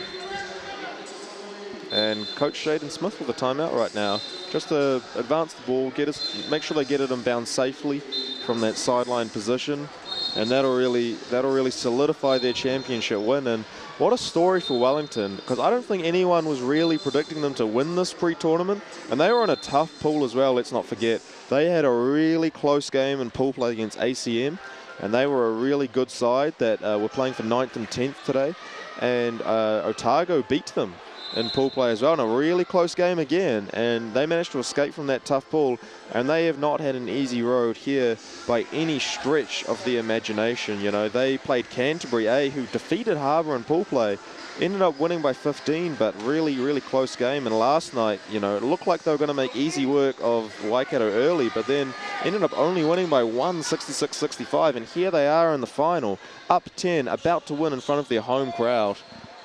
And unfortunately for Harbour, that ball's going to be theirs out of bounds anyhow, but you can't fault the effort of the young man diving for this loose ball. Jaden Smith is good, drawing plays up, coming out of bounds, but there was a little bit mystery between Kavakura, but there's Umu Fa'usi with the post up. He's been really good on those situations.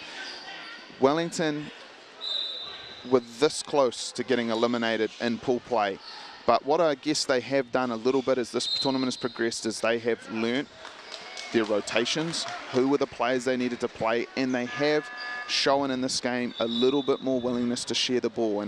And I guess I know many of these players well, and though you say they weren't necessarily picked to win, as we see Murray foul out, I've kind of said from day one, I think these guys are the most talented team here. And it was really just going to come down to whether Coach Jaden Smith could get them to play unselfishly and share the ball. And though they have room to grow in that area, they have done it just enough, and they got close. And then in these last few minutes, we saw a little hot streak from Kavakura. Vaiafa dominant throughout this fourth quarter, and the two best players have been able to dominate the game, kind of like LeBron and Kyrie were able to do. If you stuck close, having the best players on the floor comes up huge. As Harbour right, now. exactly right. And Harbour are just going to take the ball up the floor, and they've accepted this. And the shot clock is going. And yeah, what you it. can't see is the clock is winding down to 7, 6, 5, and we see the hugs on the floor as both teams show great sportsmanship. Wellington will be the under-15 national champion in 2016. And the crowd loves it, and it's great to see this. It's really great to see this. 95-83, really quite a good win in the end for them, and they love it. Ezra Vaiafa finishes on 38 points, 9 rebounds, 6 assists, of 56% shooting and 43% from the three-point line. And Ezra Kavakura with 16 points and 4 rebounds, 3 assists. And what a performance from Wellington. I mean, other contributors, Kaufusi with 11, Kapati with 10. They really did a great job sharing the ball, and they ended up as well with 14 bench points, which is really huge for them for a team that's supposed to be just really top-heavy. And Harbour ended up with 25 bench points, which is you'd expect from them. But Wellington, congratulations, what a team. Well, I think when you mention the bench points, I'd say a real key factor early in that game was Hana. Absolutely. I mean, Harbour's strategy was pretty clear. They were going to concentrate their defensive efforts on the two big guns, Vaiafa and Kavakura, and that was working. But then Hana interjected himself into the game and knocked down a couple of perimeter jump shots, and that started to spread the floor and create those driving lanes for Vaiafa, for Kavakura. There was a key moment. Kavakura went to the bench with his 4th foul. They were down about 10. That was a blessing in disguise, I think, for Wellington, because they found their ball movement, didn't they? Yeah, and they were able to come back, and at the end of that third quarter, they were within 3.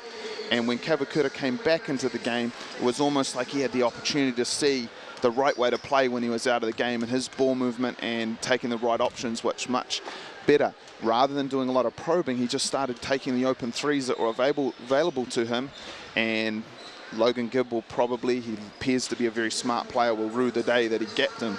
And Kavakura had that little hot streak, and the next thing, Wellington was right back in it, and really they just took control of the game in the 4th. And you really saw Harbour just sort of go away from their game plan a little bit late in that during that fourth quarter, and really allow Wellington to do what they did best. You know, that first half, Harbour didn't allow Wellington to do what they like to do, and Wellington really just grabbed the game by the neck and said, no, we're here, we're going to win this game.